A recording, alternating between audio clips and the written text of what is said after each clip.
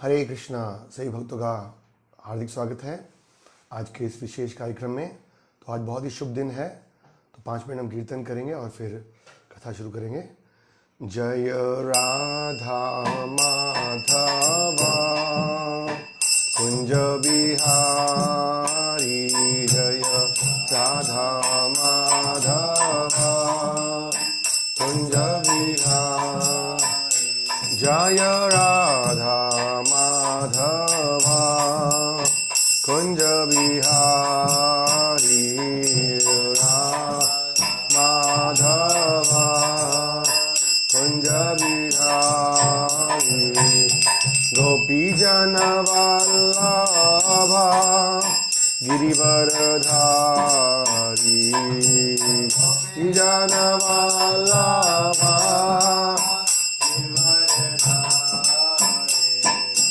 गोपी जन वल्लभा गिरिवरधारी, गोपी जन वल्लभा गिरिवरधारी। जय राधा माधवा कुंज बिहारी, जय राधा कुंज बिहारी। गोपी जन वल्लभा गिरिवरधारी, जन वल्लभा गिरिवरधारी।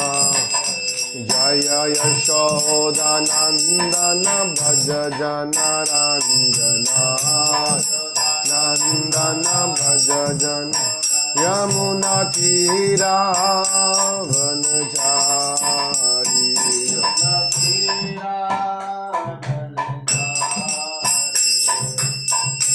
यमुना तीरा वनचारी।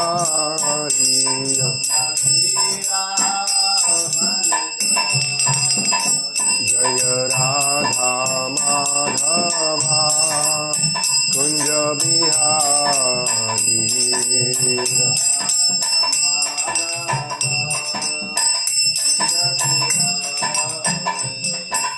यशोमती नंदन ब्रजवर नागर, गोकुल रंजन काना।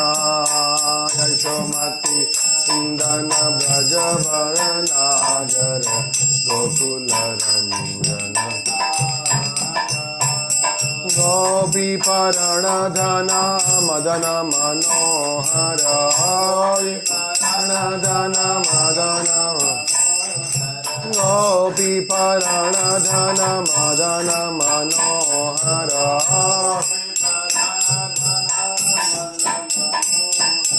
कालिया दमन विधाना,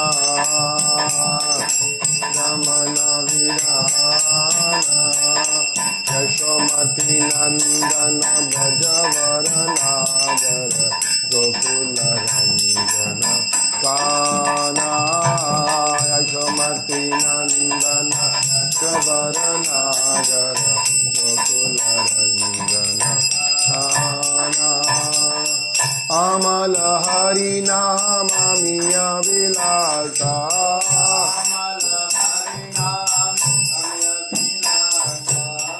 अमल हरि नाम मिया विलासा।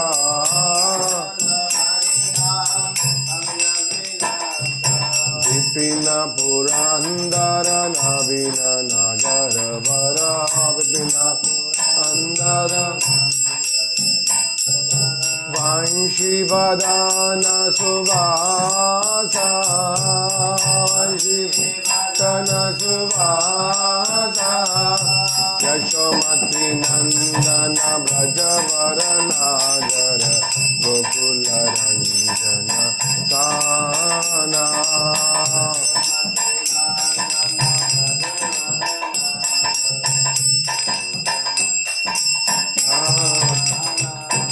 ब्रज जन पालन सुरकुल नाशना, ब्रज जन पालन सुरकुल नाशना। नंद गोधन रखवाला,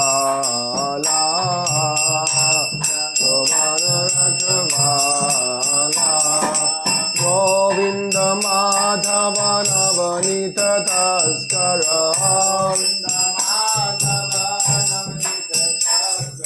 गोविंद माधव नवनीत तस्कर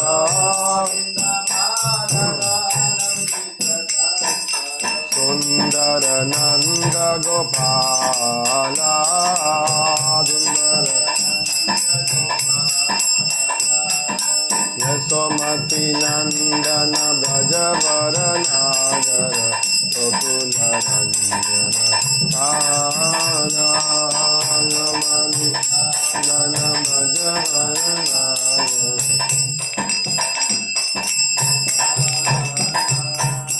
यमुना तटचर गोपी वसन हर यमुना तटचर गोपी वसन रास रसिक कृपा माया रसिक कृपा माया श्री राधा वल्लभ वृंदावन नटवर राधा वल्लभ वृंदावन भगति विनोदाश्रया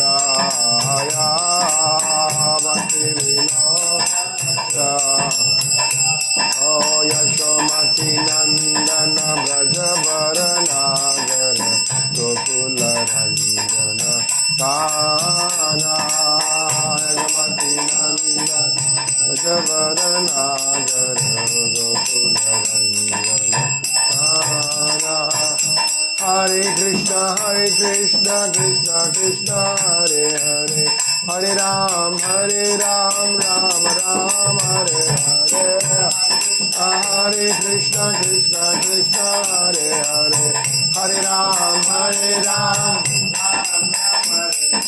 हरे कृष्ण कृष्ण कृष्ण हरे हरे हरे राम राम हरे हरे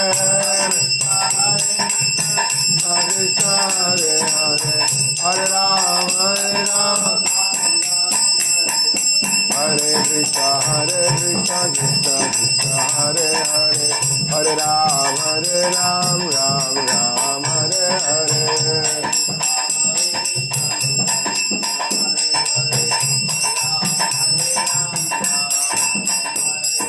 जय जगन्नाथ स्वामी जय जगन्नाथ जय बालदेवा जय सुभद्रा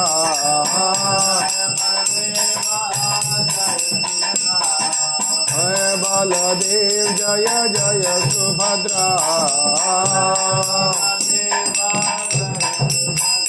जय राधा गोपीनाथ श्री राधे राधा गोपीनाथ जय गौरानिताय जय गौरानिताय गौरानिताय जय गौरानिताय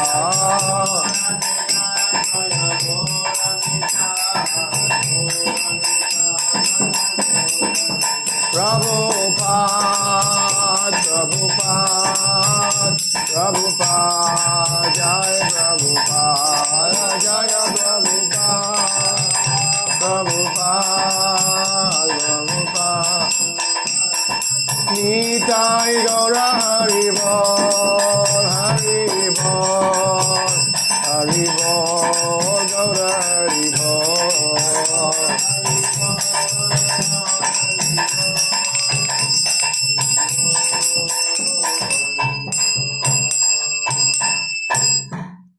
श्री हरिनाम संकीर्तन की जाय, श्री कृष्ण चैतन्य महाप्रभु की जाय, अक्षय तृतीय महोत्सव की जाय, श्री चंदन यात्रा महा महोत्सव की जाय, श्री श्री राधा गोपीनाथ की जाय, श्रील प्रभुपाद की जाय, निताई गौर हरि प्रेमानंदे। ओम अज्ञानतिमिरान्धस्य ज्ञानाञ्जनशलाकया चक्षुर्मृतं येन तस्मै श्री गुरुवे नमः। श्री चैतन्य मनोभीष्टं स्थापितं येन भूतले स्वयं रूपं कदा मह्यं ददाति स्वापदान्तिकं। वन्देऽहं श्रीगुरु श्रीयुतापदकमलं श्रीगुरुन् वैष्णवांश्च श्रीरूपं साग्रजातं सहगणा रघुनाथान्वितं तं सजीवं साद्वैतं सावधूतं परिजना सहितं कृष्ण चैतन्यदेवं श्रीराधा कृष्ण पदान् सहगणा ललिता श्रीविशाखान्वितांश्च नमो विष्णुपदाय कृष्णप्रेष्ठाय भूतले श्रीमते भक्तिवेदान्त स्वामिनिति नामिने नमस्ते सरस्वती देवे गौरवाणी प्रचारिणे निर्विशेष शून्यवादी पाश्चात्य देशतारिणे हे कृष्णा करुणा सिंधु दीनबंधु जगतपते गोपेश गोपिका कांत श्री राधाकांत नमस्तुते तप्त कांचन गौरांगी राधे वृंदावनेश्वरी वृषभानुसुते देवीं प्रणमामि हरिप्रिये पंचाकल्पतरुभ्यश्च कृपा सिन्धुभ्येव च पतितानां पावनेभ्यो वैष्णवेभ्यो नमो नमः।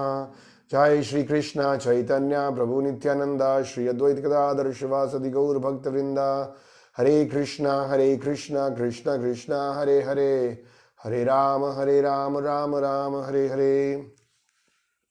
हरे कृष्णा। सभी भक्तों का हार्दिक स्वागत है। तो आज हम सब जानते हैं एक बड़ा शुभ दिन है, अक्षय तृतीया के नाम से जाना जाता है इस दिन को। अक्षय मतलब जिसका क्षय नहीं होता।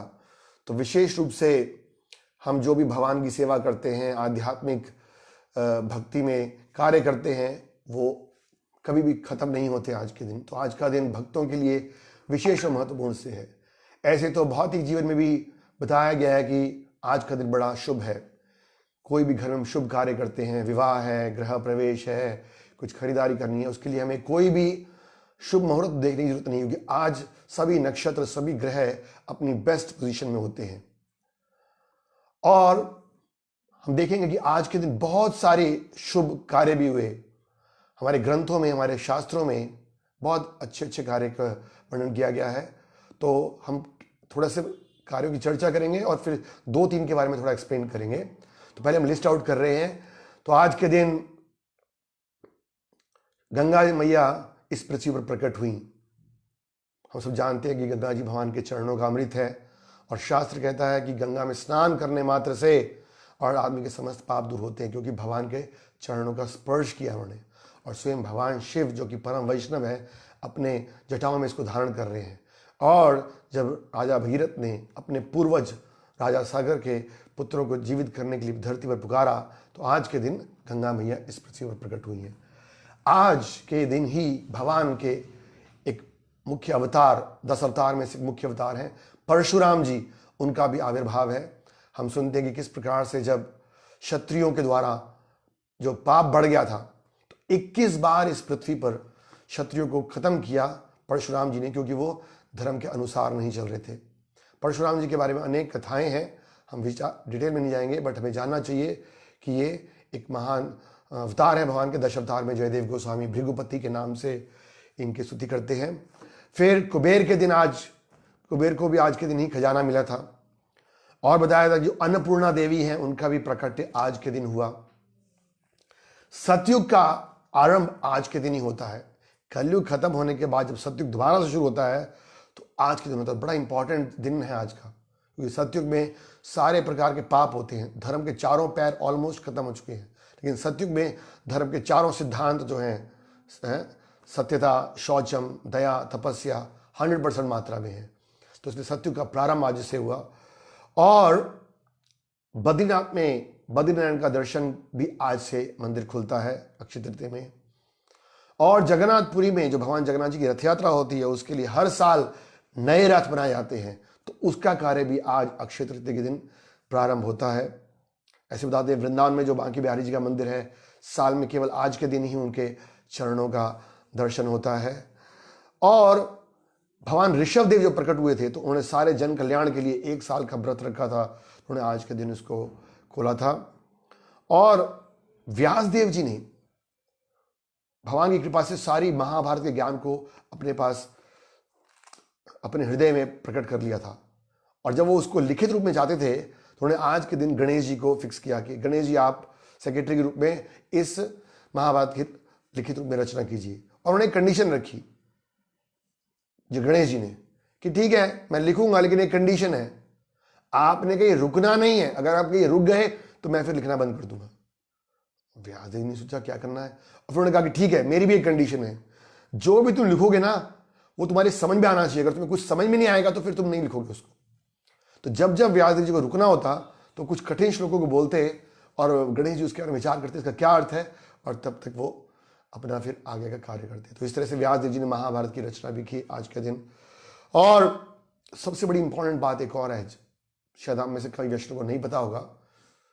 एक जगह है साउथ इंडिया में सिंहाचलम करके, और सिंहाचलम में भगवान वराह नरसिंह देव का एक बड़ा सुंदर मंदिर है।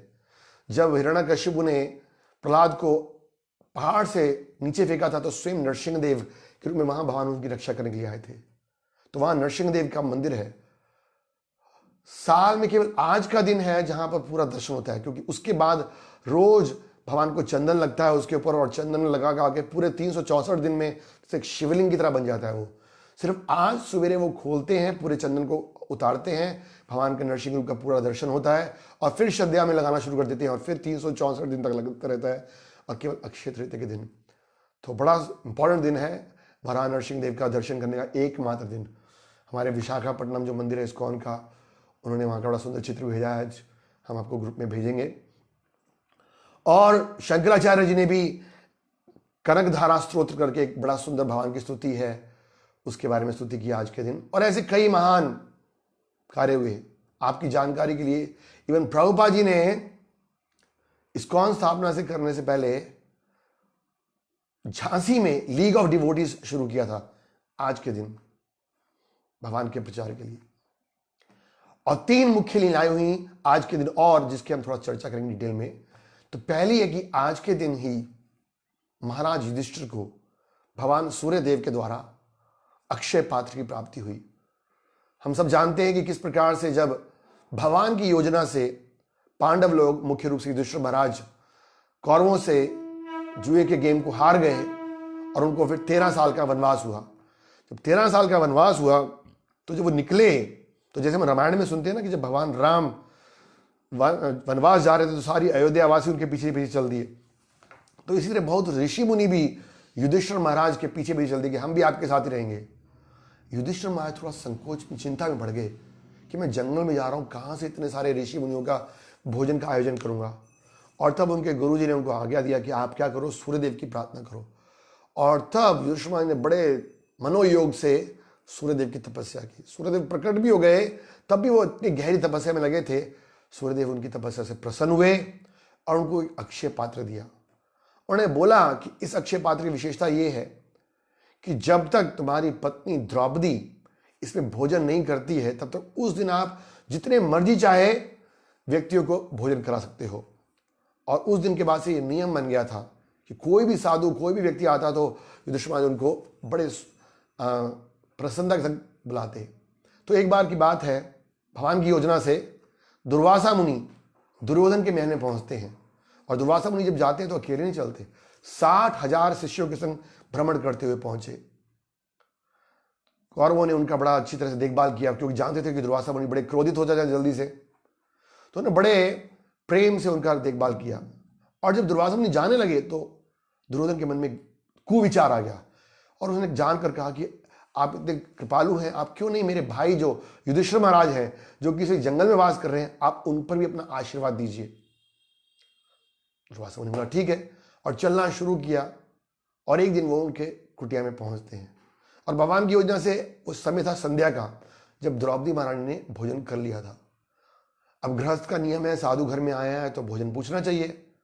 तो युधिष्ठिर महाराज ने उनका स्वागत किया और बोला कि आप आइए हमारे घर में भोजन स्वीकार कीजिए। तो दुर्वासा मुनि ने बोला कि ठीक है, मैं स्नान करके आते हैं हम लोग और फिर भोजन लेंगे।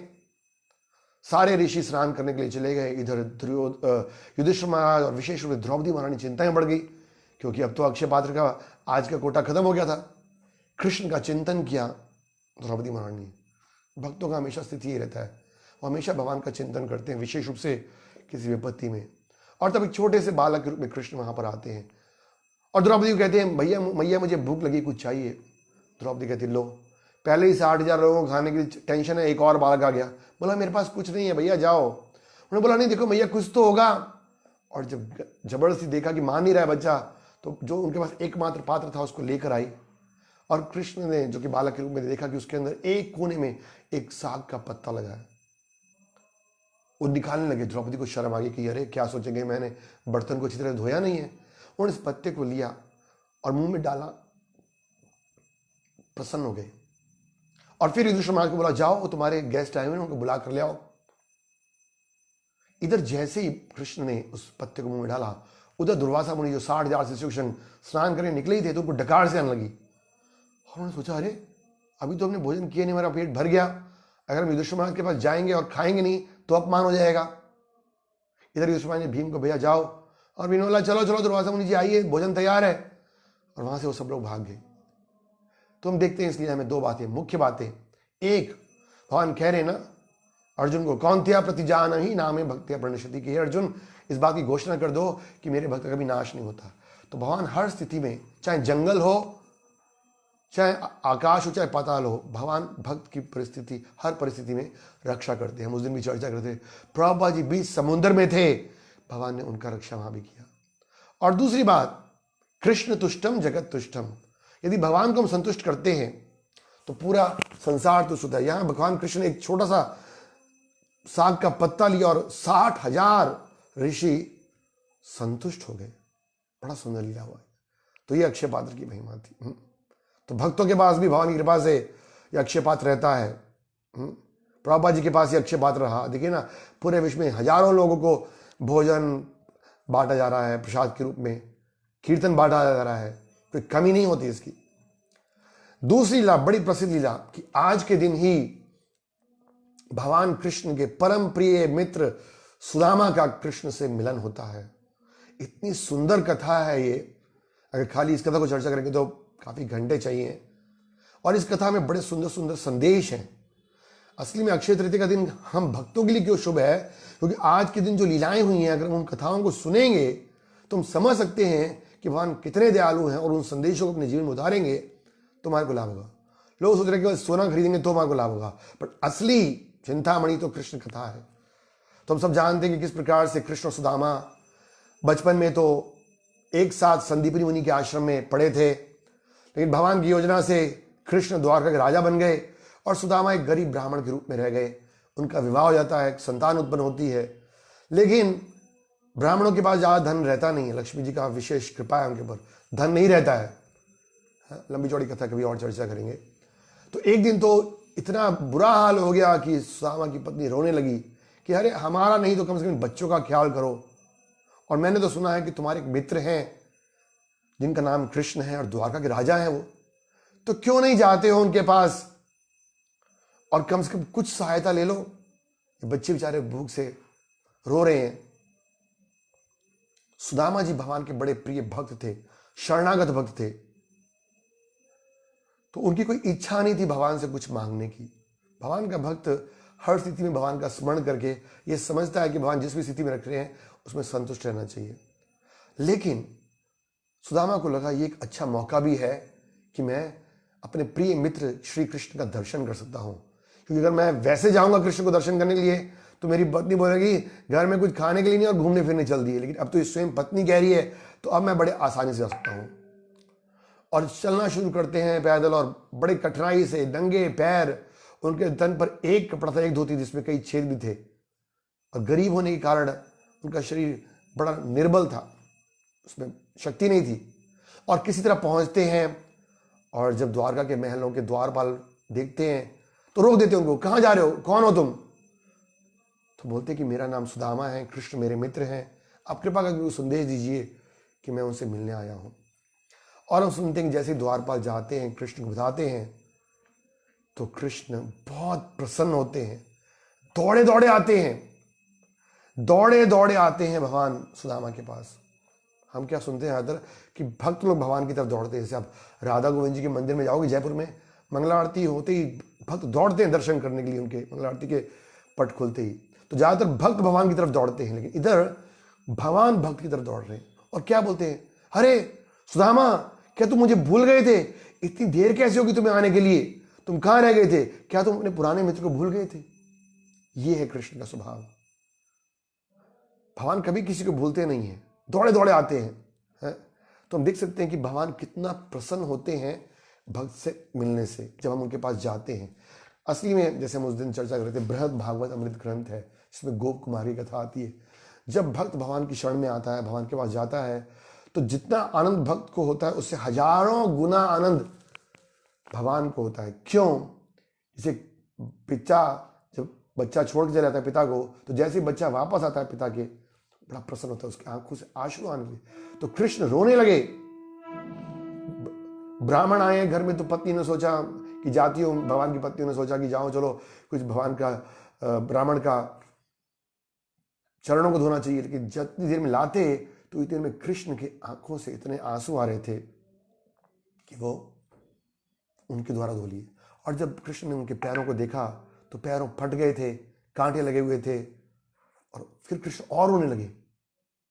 देखिए, भक्त को स्वयं जब कष्ट होता है, सुदामा को कष्ट होता है, वो नहीं रो रहा था क्योंकि वो उसको भगवान की कृपा मान रहा था। लेकिन जब भगवान भक्त का कष्ट देखते हैं तो बड़े दुखी होते हैं। भगवान कभी भी नहीं चाहते कि उनके भक्त कष्ट में रहे हैं। तो ये भगवान और भक्त की शुद्धता, संबंध का शुद्धता का प्रतीक है। भगवान और भक्त का जो संबंध है बड़ा शुद्ध है। और फिर कृष्ण की महल से बहुत सारा भोजन आता है, लेकिन कृष्ण कहते नहीं, मैं स्वयं खिलाऊंगा। अपने सिंहासन में बिठाते हैं उनको, खुद नीचे बैठते हैं और कृष्ण सुदामा को भोजन करा रहे हैं। कभी सुना आपने? मेरे ख्याल में और कोई लीला ऐसी नहीं है। सभी लीलाओं में हम सुनते हैं कि चाहे जैसे भी हो, भगवान को भक्त लोग खिला रहे हैं, भक्त भगवान को अर्पण कर रहे हैं। चाहे शबरी की कथा हो, चाहे विदुरानी की कथा हो, चाहे कोई भी कथा हो, बट ये एक ऐसी कथा है जहां भगवान कृष्ण स्वयं अपने भक्त को खिला रहे हैं। देखिए कृष्ण का प्रेम कितना है। अपने आसन बिठा रहे, स्वयं नीचे बैठे हैं, उनके चरणों को जो धोया उस चरणामृत को उन्होंने स्वीकार किया। भगवान दिखाना चाहते, सिद्धांत स्थापित कर रहे हैं कि ब्राह्मणों का जल, भक्तों का पद जल, भक्त पद जल, भक्त पद धूलि, भक्त पद जल, भक्त पद अवशेष, 3 महाबल। भक्तों के चरणों का धूलि, जल और छोड़ा हुआ भोजन, ये भक्ति में 3 महाबल है, महाप्रभु कह रहे हैं। इस प्रकार से भगवान उनकी सेवा करते हैं। सुदामा सोच रहा है क्या करूं। उसके मन में तो याद तो था कि पत्नी ने भेजा है, लेकिन वो हिचक रहे थे और कुछ नहीं बोले। इतने बड़े महल में आया हूं, पहली बार आया हूं, ऐसे तो ना कुछ मांग सकता हूं। भगवान ने बोला यहीं सो जाओ रात को। और जब अकेले में गए तो बोला सुदामा कुछ तो भेजा होगा, हाँ मेरी बहन ने जरूर कुछ भेजा होगा। सुदामा संकोच कर रहा है, इतना बड़ा महल, 56 प्रकार के भोजन अभी स्वीकार किए हैं। सुदामा कहता नहीं, हमारे पास कुछ भी नहीं था। कृष्ण कहते ऐसे हो ही नहीं सकता। और देखते हैं उसके कंधे पर एक पोटली टंगी है। छुपा रहे थे सुदामा उसको, लेकिन कृष्ण सर्वज्ञ हैं, सब कुछ जानते हैं, उसको खींच लेते हैं। और वो इतना पुराना कपड़ा था कि फट जाता है वो, और सारा जो चिवड़ा था वो बिखर जाता है। असली में बताते हैं कि वो चिवड़ा अपने घर से भी नहीं लेके आए थे, क्योंकि था ही नहीं, तो पड़ोसी से मांग कर लेके आए थे। क्योंकि भगवान के जा रहे कुछ लेके जाना चाहिए। शास्त्रों में नियम है, जब भगवान के पास जाते हो, साधु के पास जाते हो, कुछ लेकर जाना चाहिए, चाहे एक फ्लावर ही लेके जाए, पत्रम पुष्पम कुछ भी। तो भगवान उठाकर जमीन से खाने लगे। पहला बाइट जब लिया, जब दूसरा लेने लगे तो रोक दिया उनकी पत्नियों ने, क्या कर रहे हैं, क्या कर रहे हैं। क्योंकि भगवान गीता में कह रहे हैं ये था हम प्रदंते था जो जिस परसेंटेज में मेरे को समर्पण करता है मैं उतना देता हूं। तो सुदामा ने तो अपना सब कुछ समर्पण कर दिया था, मांग कर लेकर आया था। तो भगवान ने एक तरह से, भगवान के खजाने में सब कुछ खाली हो गया था, सुदामा के अकाउंट में ट्रांसफर हो गया था।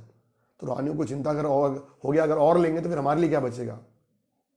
बड़ा सुंदर कथा असली में सुदामा का चरित्र जो है 10वें स्कंद में पढ़ेंगे।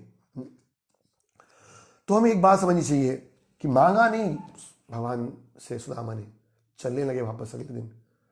सोच रहे पत्नी क्या बोलेगी, डांट लगाएगी, अरे कम से कम कुछ भोजन ही ले लेता, खुद तो मैंने इतना बढ़िया भोजन खा लिया। लेकिन जा रहे हैं, लेकिन कृष्ण तो सबके हृदय में है।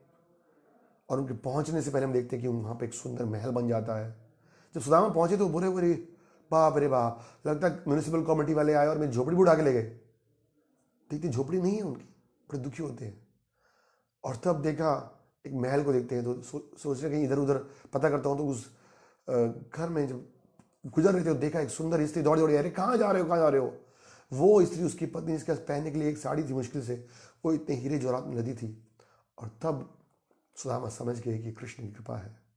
बड़ा इंपॉर्टेंट लेसन है यहाँ पर। अगर हम कृष्ण के शरणागत होंगे तो we will never be loser है। हमें कभी भी कृष्ण पर शंका नहीं करना चाहिए, संशय नहीं करना चाहिए कि भगवान मेरी रक्षा करेंगे कि नहीं करेंगे। भगवान गीता में कहते हैं संशय आत्मा विनश्यति। हाँ, संशय आत्मा विनश्यति। तो कृष्ण हमेशा रक्षा करते हैं। और एक बात और, भगवान देखिए, समझ लीजिए आप किसी से प्रेम करते हैं और वो व्यक्ति बड़ी मुश्किलों से पार करके और आउट ऑफ द वे जाके आपको कुछ लाकर गिफ्ट करता है। आउट ऑफ द वे, समझ रहे हैं, मतलब अपने नॉर्मल तरीके से बाहर निकल के, तो नेचुरली आप भी उसको out of the way respond करोगे। या सुदामा का कुछ था नहीं, बेचारा मांग के लेके आया था, तो Krishna went out of the way and helped him. जैसे हम देखते हैं अर्जुन के केस में, अर्जुन ने भगवान को समर्पण किया था, तो भगवान उन्हें सारे वचन तोड़कर रथ से उतरते हैं और अर्जुन की रक्षा करते हैं। This is called out of the way, not normal routine. Routine में भगवान ने हेल्प नहीं किया, आउट ऑफ द वे जाके हेल्प किया। जैसे हमने चैतन्य महाप्रभु की लोगों में पढ़ा था, रघुनाथ गोस्वामी के जो पुराना प्रसाद खा रहे थे, बड़ा आनंद आ रहा था। तो कृष्ण और उनके भक्तों में ये आनंद है। तो हम देख सकते हैं कि कृष्ण अपने भक्त की किस प्रकार से प्रेम करते हैं, सेवा करते हैं। ये भगवान की विशेषता है अपने भक्तों के प्रति प्रेम, भावग्राही जनार्दना। हाँ। सुदामा की जो कथा है बड़ी बड़ी हृदय को टच करने वाली कथा है और पूरा विश्वास जगाती है भक्तों में। हाँ, कि किस प्रकार से हमेशा भगवान कह रहे हैं, गीता का बड़ा प्रसिद्ध श्लोक है, सबसे प्रिय श्लोक है हमारा ये, अनन्यस चिंतयन्तो माम ये जना परिपासते तेषाम नित्य युक्तानाम योग क्षेम वहाम्य हम। जो अनन्य भाव से मेरा चिंतन करता है, मेरे शरणागत होता है, भगवान कह रहे हैं योग मतलब जो नहीं हो देता हूं, जोड़ना, जो नहीं हो देता हूं, और क्षेम मतलब जो है मैं उसकी रक्षा करता हूं। अनेक कथाएं ऐसे, जैसे हम जगन्नाथपुरी में एक कथा और सुनते हैं गीता पंडा की। गीता पढ़ता था वो, क्या हुआ कि बारिशों के दिन थे, बहुत बारिश हो रही थी, बेचारा जा नहीं पा रहा था भिक्षा मांगने के लिए। तो उसके पति पत्नी सोच रहे थे, दोनों सोच रहे थे क्या भगवान ने तो लिखा है इस श्लोक में। उन्होंने ठीक है बोला कि ठीक है भगवान रक्षा करते हैं, बट स्वयं भगवान रक्षा करते हैं, योग क्षेम वाहम में हम। अरे भगवान के पास और कोई काम नहीं है, इतने सारे भक्त हैं, अनगिनत भक्त हैं भगवान के, तो भगवान स्वयं कैसे रक्षा कर सकते हैं। तो ऐसा पता है कि उन्होंने वो अहम शब्द काट दिया पेंसिल से। और फिर जब बारिश थोड़ा सा रुका ना, तो गए बाहर भिक्षा मांगने के लिए। लेकिन क्योंकि सब कीचड़ कीचड़ था, तो कोई उनको भिक्षा भी नहीं दिया था उस समय। बोला इतने दिन से बारिश हो रहा है, कुछ हुआ ही नहीं, बोन ही नहीं हुआ है। बेचारा बड़े दुखी, सोच रहे क्या आऊँगा घर में। इधर पीछे छोटे से दो बालक आते हैं और नॉक करते हैं, और पत्नी खोलती है और देखती है कि दो बालक हैं, उनके पीठ पर बहुत सारा सामान लदा हुआ है। बोले कौन हो तुम? बोला तुम्हारे पति ने भेजा, मैं ये खाने पीने का सामान लेकर भेजा है। पत्नी खुश हो जाती है, अच्छा चलो आज कुछ आ गया खाने को। बैठाती, आओ बैठो बैठो। कहती नहीं हम घर नहीं बैठेंगे, तुम्हारे पिता तुम्हारे पति से मैं बड़ा डर लगता है। बोले क्यों डर लगता है? अरे आज उन्होंने हमें बहुत मारा। पत्नी सोचती मारा? तुम इतने सुंदर बालक हो, उन्होंने कैसे मारा?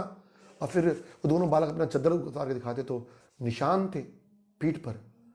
पत्नी कहती नहीं कैसे हो गया ये, मैं पूछूंगी आने दो उसको, तुम बैठो मैं तुम्हारे यहाँ प्रसाद बनाती हूँ।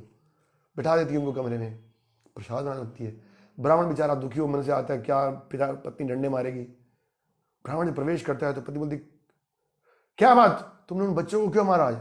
बोला कौन से बच्चे, मेरे तो खुद बैठा है, बैंड बजा हुआ है। अरे बोला तुमने जो दो बच्चे भेजे सामान लेकर खाने पीने का, ये देखो फल सब्जी दाल रोटी लेकर आए हैं। बोला हाँ, ये कौन लेके आया? बोला ये तो बाद बताऊंगी, पहले बताऊँ कि बच्चों को मारा क्यों। बोला मैं किसी बच्चों को नहीं मारा, और चलो मेरे संग चलो कमरे में दिखाती हूँ। और जब कमरे में जाती हूँ देखती हूँ हाँ बच्चे नहीं है। और तब वो उनका बताती है वर्णन कि एक श्याम कलर का था, एक पिता श्वेत कलर का था, और उनकी पीठ पे ऐसे कोड़ों की लाइनें पड़ी थी। और तब भगवान उसको हृदय में ज्ञान देते कि अरे जो दो लाइनें आम पे खींची थी ना, क्रॉस किया था कि भगवान रक्षा नहीं करते, तो भगवान दिखा रहे कि मैंने उसको पीठ पे लिया है। मतलब भगवान स्वयं अपनी भक्तों की रक्षा करते हैं। तो बड़ी सुंदर लीलाएं हैं, इनके द्वारा हमें भगवान के प्रति शरणागति और भगवान गोप तृप्त वर्ण है, ये दो चीजें हैं शरणागति के छयों में से, कि एक तो भगवान रक्षा करते हैं और एक उनका पालन करते हैं, इसके ऊपर पूरा विश्वास बनता है। और तीसरी कथा हमने अक्षय पात्र की कथा सुनी, फिर सुदामा कृष्ण के मिलन की कथा सुनी, और हमारे गौड़ीय वैष्णवों की सबसे प्रिय कथा है चंदन यात्रा की, जिसका प्रारंभ आज से ही होता है। बड़ी सुंदर कथा है, ऐसे तो भक्तों ने कई बार सुनी होगी, बट फिर भी जैसे हम चर्चा कर रहे थे कि भगवान की कथा जितनी ज़्यादा बार हम सुनते हैं, जितनी गहराई में जाते हैं, हमें कई बड़े सुंदर सुंदर ज्ञान और भक्ति के तत्व पता चलते हैं, और भगवान में हमारा श्रद्धा, विश्वास और हमारा मन कृष्ण में आसक्त होता है और बढ़ता है। तो आज बड़ा सुंदर दिन है, बड़ी सुंदर कथा है। तो चैतन्य महाप्रभु जब आने वाले थे इस पृथ्वी पर, महाप्रभु जब आते हैं तो उससे पहले क्या करते हैं, अपने सारे पार्षदों को भेजते हैं, खासकर जो वरिष्ठ पार्षद हैं। तो जब चैतन्य महाप्रभु आने वाले थे कलयुग में, तो उन्होंने अपने माता, पिता, गुरु और सब बड़े बड़े आचार्यों को भेजा, जिससे कि वो उनके आने से पहले आए। जैसे कि अद्वैताचार्य जी उनके आने से पहले प्रकट हुए, सची माता, जगन्नाथ मिश्र, हाँ, ये सब ईश्वरपुरी जो उनके गुरु जी थे, और माधवेंद्रपुरी उनको भी भेजा। माधवेंद्रपुरी की चर्चा यदि हम करेंगे, बहुत ही गहरा तत्व है। ऐसा बताया गया कि केवल 3 महानुभाव हैं जो कि कृष्ण प्रेम का वास्तव में आस्वादन कर सकते हैं। Those who can relish Krishna's love and prema, only 3 personalities। पहला, स्वयं परम भगवान श्री कृष्ण जब चैतन्य महाप्रभु के रूप में आते हैं, तो हमने देखा कि वो राधा रानी का भाव लेकर कृष्ण प्रेम, कृष्ण की भक्ति का प्रेम, राधा रानी का जो कृष्ण के प्रति प्रेम है उसका आस्वादन करने के लिए आते हैं। नंबर 2, स्वयं राधा रानी जो कि कृष्ण की हलादनी शक्ति है, वो कृष्ण के प्रेम का आनंद लेती हैं। और नंबर 3 है माधवेंद्रपुरी, जो कि कृष्ण प्रेम में पूर्ण रूप से डूबे हुए थे। तो आप देख सकते हैं माधवेंद्रपुरी कितने महान भक्त थे कि उनकी गणना चैतन्य महाप्रभु, श्रीमती राधा रानी और माधवेंद्रपुरी इनकी एक लाइन में आती है, एक लेवल पर हैं। इतने महान भक्त थे ये। तो यहां पर हम सुनेंगे कि किस प्रकार से माधवेंद्रपुरी की प्रसन्नता के लिए भगवान ने लीला की। तो असली में चैतन्य महाप्रभु जब यात्रा करते हुए जा रहे थे, तो संन्यास लिया उन्होंने, और संन्यास के बाद प्लानिंग होती कि वृंदावन जाएंगे, लेकिन अद्वैताचार्य और नित्यानंद ने सब घुमा फिरा के उनको ले आए पहले शांतिपुर और फिर शांतिपुर में डिसाइड हुआ कि नहीं, सच्ची माता ने बोला कि आप ज़्यादा दूर नहीं जाओगे, आप पुरी में रहोगे, पुरी में हेडक्वार्टर रहेगा आपको, जिससे कि हम भक्त आपका दर्शन कर सके। उन्होंने बोला ठीक है, और फिर 3-4 भक्तों को लेकर और पुरी चलने लगे, और कई रास्तों में जाते गए, अनेक जगह गए, और फिर वो एक जगह पहुंचते हैं जहां का नाम था रेमुणा। बड़ा सुंदर जगह, स्थान था ये उड़ीसा में, और वहां वो भगवान के दर्शन करते हैं। हम थोड़ा सा पढ़ रहे हैं चैतन्य चरितामृत मध्य लीला अध्याय 4। रेमुणा ते गोपीनाथ परम मोहन, भक्ति करी कैल प्रभु तार दर्शन। रेमुणा के मंदिर में गोपीनाथ का विग्रह अत्यंत आकर्षक था। चैतन्य महाप्रभु ने इस मंदिर में दर्शन किए और अत्यंत भक्तिपूर्वक नमस्कार किया। असली में जो ये मंदिर था, ये इतना सुंदर, मनमोहक, आकर्षण दर्शन तो था ही भगवान का, पर इसके पीछे बड़ी सुंदर लीला भी थी। ये जो विग्रह है भगवान का ना, गोपीनाथ जी का, वो असली में त्रेता युग से है। बात तब की है जब भगवान राम सीता मैया के संग, लक्ष्मण के संग चित्रकूट में क्या करने गए थे, वनवास में गए थे। तो जब वनवास में गए थे तो एक दिन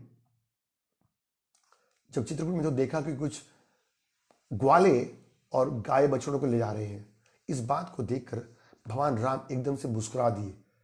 तो सीता मैया ने बोला, क्या बात, क्यों मुस्कुरा रहे हैं आप?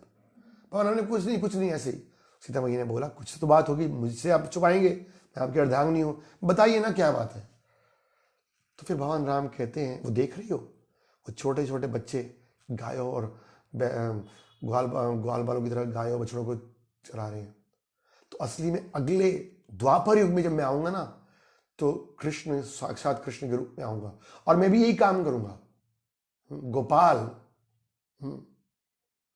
सुरभि पालयंतम, ब्रह्मा जी कहते हैं कि भगवान क्या कर रहे हैं गोलोक में, सुरभि पालयंतम, भगवान गायों का पालन कर रहे हैं, सुरभि गाय का।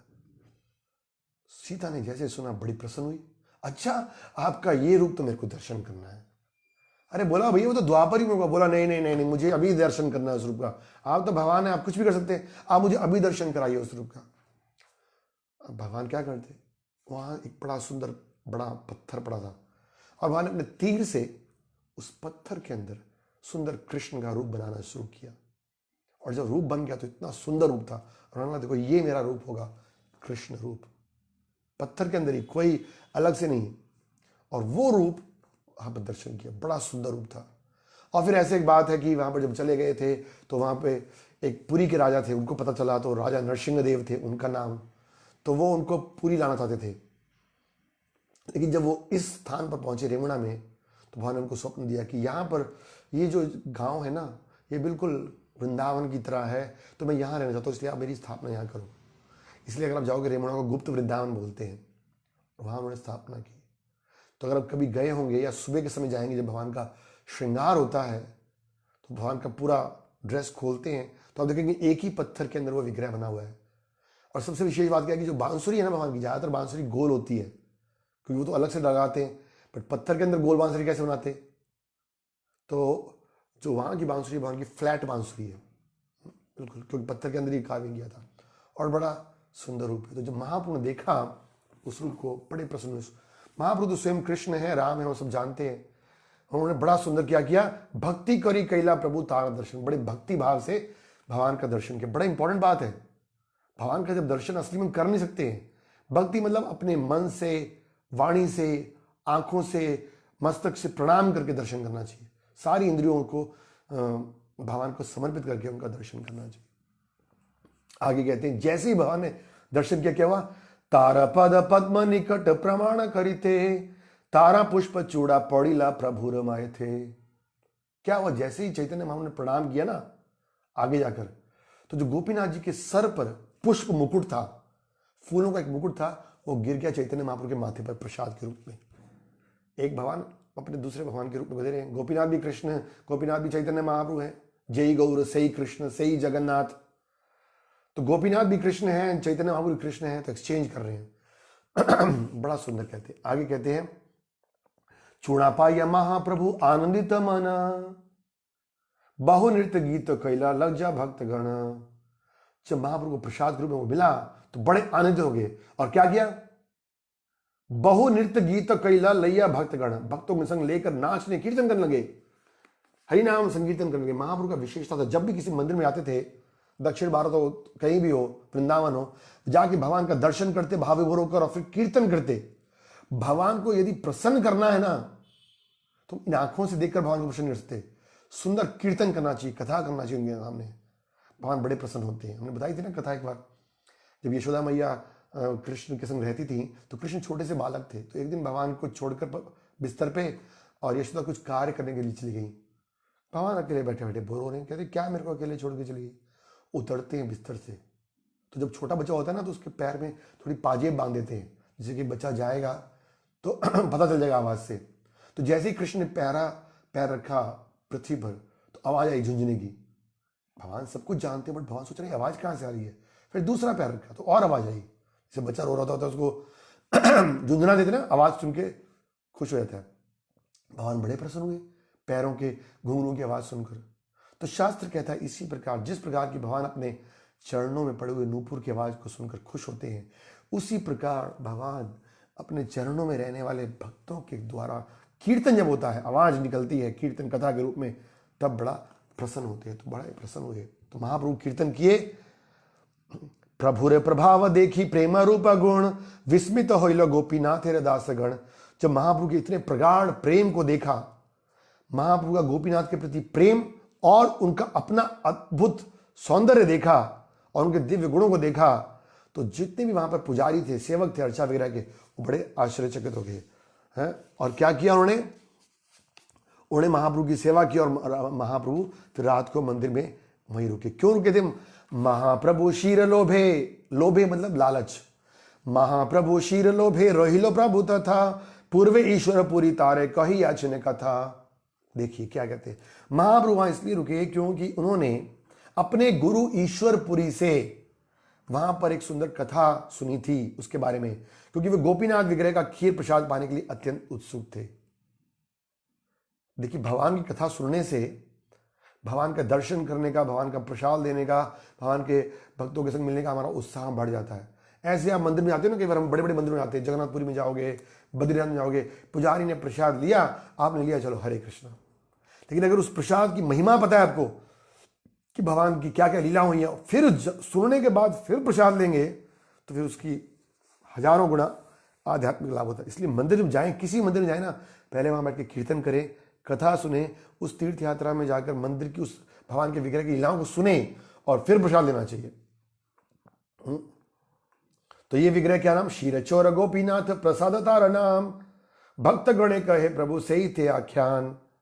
और फिर उन्होंने क्या किया, बताया कि इस विग्रह का नाम क्या है? क्षीरचोर गोपीनाथ। और फिर महाप्रभु ने क्या किया? भक्तों को व्याख्यान करना शुरू किया। देखिए बड़ा सुंदर बात है, भगवान स्वयं कथा कर रहे हैं। और क्या कथा कर रहे हैं?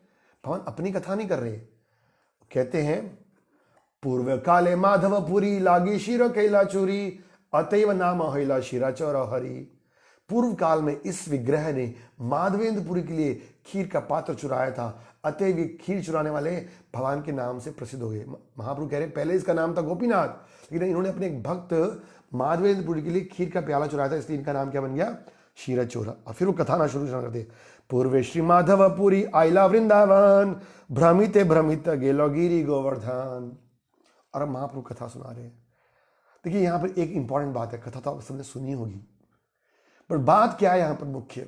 ज्यादातर हम क्या देखते हैं, भक्त लोग कृष्ण की कथा सुनाते हैं या भक्त भगवान के भक्तों की कथा गाते हैं, बट यहां पर कृष्ण अपने भक्तों की कथा सुना रहे हैं, आनंद ले रहे हैं।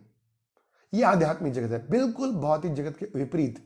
भौतिक जगत में हम चुगली निंदा करने में आनंद लेते हैं, लेकिन आध्यात्मिक जगत में भक्त भगवान का गुणगान करने में और भगवान भक्त का गुणगान करने में कथा लेते हैं। यह आध्यात्मिक जगत है, इसलिए उसको वैकुंठ बोलते हैं। चिंता नहीं है कोई वहां पर। और यहां पर हम क्योंकि प्रजल में आनंद लेते हैं, इसलिए हमेशा चिंता बनी रहती है। बड़ा इंपॉर्टेंट विषय है ये। तो कथा सुना रहे हैं और कथा सुनाएंगे किस प्रकार से कि वो क्या हुआ, वृंदावन में गए और भ्रमिते भ्रमिते गेला गिरी गोवर्धन।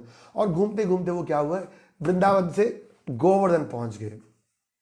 और जब गोवर्धन पहुंचे तो क्या हुआ,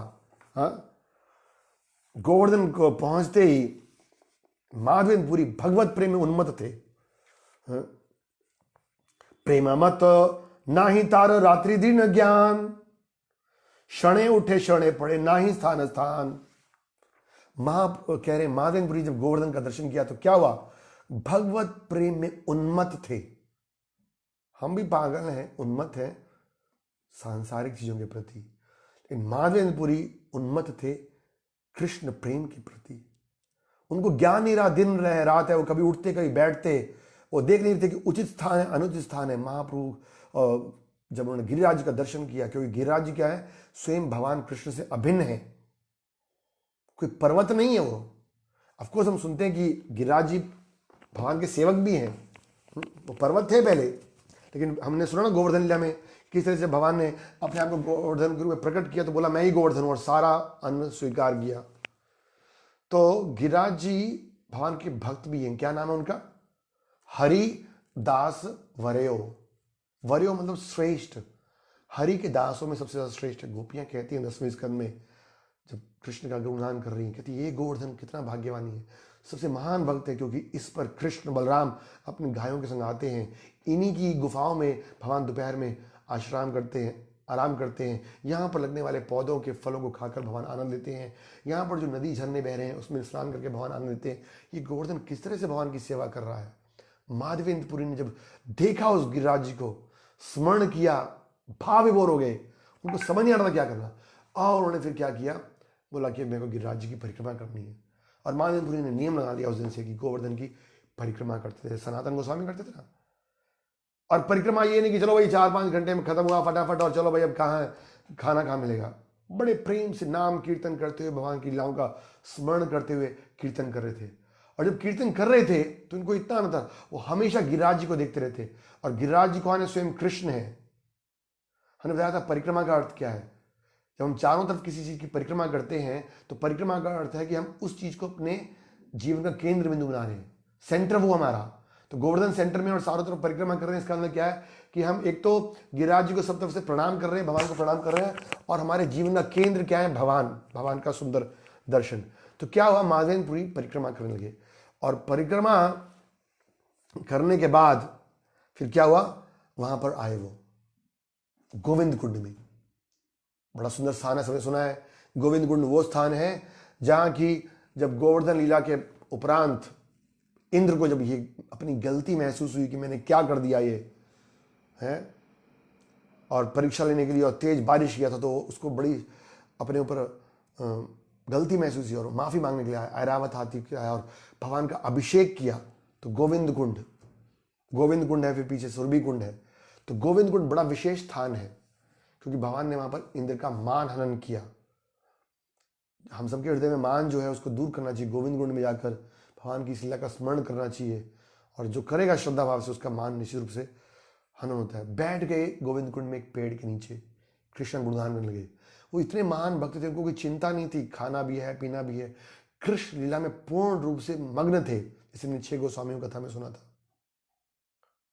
और तभी क्या होता है कि वहां पर एक छोटा सा बालक आता है, और एक छोटा सा बालक आके क्या करता है, बोलता है,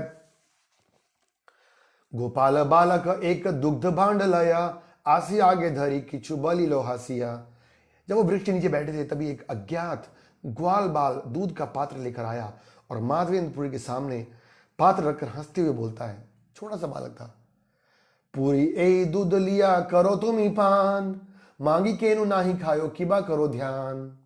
वो कहते हैं, माधवेंद्रपुरी तुम किस तरह का ध्यान कर रहे हो, कुछ खाते क्यों नहीं हो, कृपा करके मेरे द्वारा लाया हुआ दूध पी लो, आप खाने के लिए कुछ भोजन क्यों नहीं मांगते हो। वो कहते हैं कि इस गांव में जो भी है या तो कुछ भोजन करते हैं, भोजन मांग लेते हैं, नहीं तो कुछ दूध पीते हैं, लेकिन कुछ और कहते हैं जो कुछ नहीं मांगते हैं ना, तुम्हारी तरह ढीठ है। वो कहते उनके लिए मैं करता हूं। कहते हैं, के हो अन्न मांगी खाया, के हो दुग्ध आहार, अयाचक जाने आमी दिए ते आहार। अयाचक मतलब बोलते हैं जो बिल्कुल कुछ मांगता भी नहीं है। वो कह रहे इस गांव में कोई भी व्यक्ति दूसरे से मांगकर भोजन कर सकता है, कुछ लोग केवल दूध पीकर रहते हैं, और यदि कोई व्यक्ति किसी से कुछ मांगता नहीं है तो मैं उसको खाने की स्वयं सारी वस्तुएं देता हूं। देखिए जी, ये है कृष्ण। उस बालक के सौंदर्य को देखकर माधवेंद्रपुरी अत्यंत प्रसन्न हो गए और कहते हैं, उनकी सारी भूख प्यास भूल गई। पूरी कहे के तुम्ही कहां तुम्हार वास, के मत जानी ले आमी करी उपवास। माधवेंद्रपुरी ने कहा, तुम कौन हो, कहां से आए हो, कहां रहते हो, और तुम्हें कैसे पता कि मैं उपवास कर रहा हूं। बालक कहे, गोप आमी यही ग्रामे वासी, हमारा ग्राम के हो ना रहे उपवासी। बड़ा सुंदर बता रहे हैं कृष्णदास महाराज।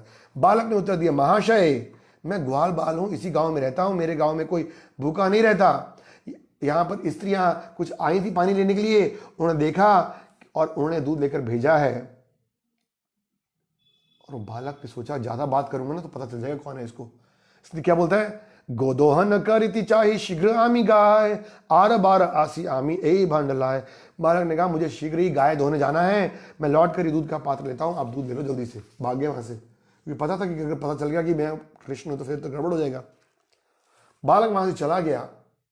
माधवेंद्रपुरी बड़े आश्चर्यचकित हुए। दूध पीने के बाद माधवेंद्रपुरी ने पात्र को धोया, एक तरफ रख दिया और बालक की राह देखने लगे। बालक की राह देख रहे हैं, बालक लौटा नहीं है। वो सोए नहीं, जप करते रहे, और जब रात खत्म होने वाली थी तो एकदम उनकी नींद लग गई और थोड़ी झपकी आई। तो अब स्वप्न में माधवेंद्रपुरी ने स्वप्न देखे से ही बालक समुख आसिया, एक कुंज लया गेला हाथ ते धरिया। एक जो बंगाली के प्रयाग है इनको पढ़ेंगे ना तो हमें समझ में आएगा कृष्ण भक्ति क्या है। माधवेंद्रपुरी ने स्वप्न में उसी बालक को देखा। वे बालक उनके सामने आया और उनका हाथ पकड़ के एक कुंजे लया गेले हाथे ते धरिया। कृष्ण ने उनका हाथ पकड़ा। हम सुनते कि योगी लोग भगवान के चरणों के नाखून से निकलने वाली जो ब्रह्म ज्योति उसको प्राप्त करने के लिए करोड़ों साल तपस्या करते हैं, और यहां माधवेंद्रपुरी फटे पुराने कपड़े पहनकर भिक्षु की तरह रहे थे, सिर्फ गिरिराज जी का परिक्रमा करते। स्वयं भगवान आए, हाथ पकड़ लिया भगवान ने, चलो एक कुंज ले आओ। कुंज में ले गए। बालक ने माधवेंद्रपुरी को वह कुंज दिखाया और कहा, कुंज दिखाया कहे आमी यही कुंज रही, शीत वृष्टि वात गिनते महा दुख पाई। आहा, भगवान क्या कहते हैं, भगवान ने माधवेंद्रपुरी को वो कुंज दिखाया और कहा, मैं इसी कुंज में रहता हूं, मुझे कड़ाके की ठंड, बारिश, वायु, झुलसती गर्मी का अत्यंत कष्ट हो रहा है। तुम क्या करो, ग्रामे लोक आनी आमा काड़ा कुणे जते, पर्वत ऊपरी लगे राख भाल मते। वो कहते कृपा करके गांव के लोगों के संग आओ, मुझे झाड़ी से निकालो और पर्वत की चोटी पर मुझे स्थापित करो। बालक ने कहा, एक मठ करी ता करह स्थापन, बहु शीतल जल करी श्रीअंग मार्जन। उन्होंने कहा कृपा उस पर्वत की चोटी पर एक मंदिर बनाओ, मुझे उस मंदिर में स्थापित करो और मुझे पर्याप्त शीतल जल से स्नान कराओ, क्योंकि मैं बहुत दिनों से मिट्टी में दबा हुआ हूं। और फिर इंपॉर्टेंट बात कहते, जो बात सुनने की है, ध्यान से सुनिएगा। बहुदिन तुम्हारा पथ करी निरीक्षण, कबे आसी माधव आमा करी बेसेवन। क्या कहते हैं? कहते हैं मैं बहुत दिनों से तुम्हारी बाट देख रहा था और सोच रहा था कि कब महादेवपुरी यहां आकर मेरी सेवा करेगा। बताइए, कृष्ण की सेवा कौन कर रहे हैं? हजारों लक्ष्मियां कर रही हैं, हजारों ब्राह्मण लगे हुए बेचारे सुबह से लेकर रात को मंत्र पढ़ने में, और भगवान कह रहे हैं मैं तुम्हारी इंतजार कर रहा था कि कौन आएगा मेरी सेवा करेगा, माधवेंद्रपुरी कब आएंगे मेरी सेवा करने के लिए। ये है कृष्ण भक्ति। When Krishna waits for you, that is pure devotional service. Krishna is waiting. भगवान सुदामा की वेट करते रहे, इतनी देर क्यों लगा दी तूने, कहाँ रह गया था? भगवान वेट करते हैं अपने भक्तों की, लेकिन उसके लिए हमें महाजनो ये न कथा सुपंथा, हमें वो मूड डेवलप करना पड़ेगा। तृणादपि सुनिचेना तरोरपि सहिष्णुना, अमानी न मान देना कीर्तने सुधारी। माधवेंद्रपुरी का ये मूड था, अपने आप को विनम्र समझ रहे थे, कहते मैं योग्य नहीं हूं। क्या कहते हैं आगे? तुम्हारा प्रेम अवश्य करी सेवा अंगीकार। मैं तुम्हारी इंतजार क्यों कर रहा था?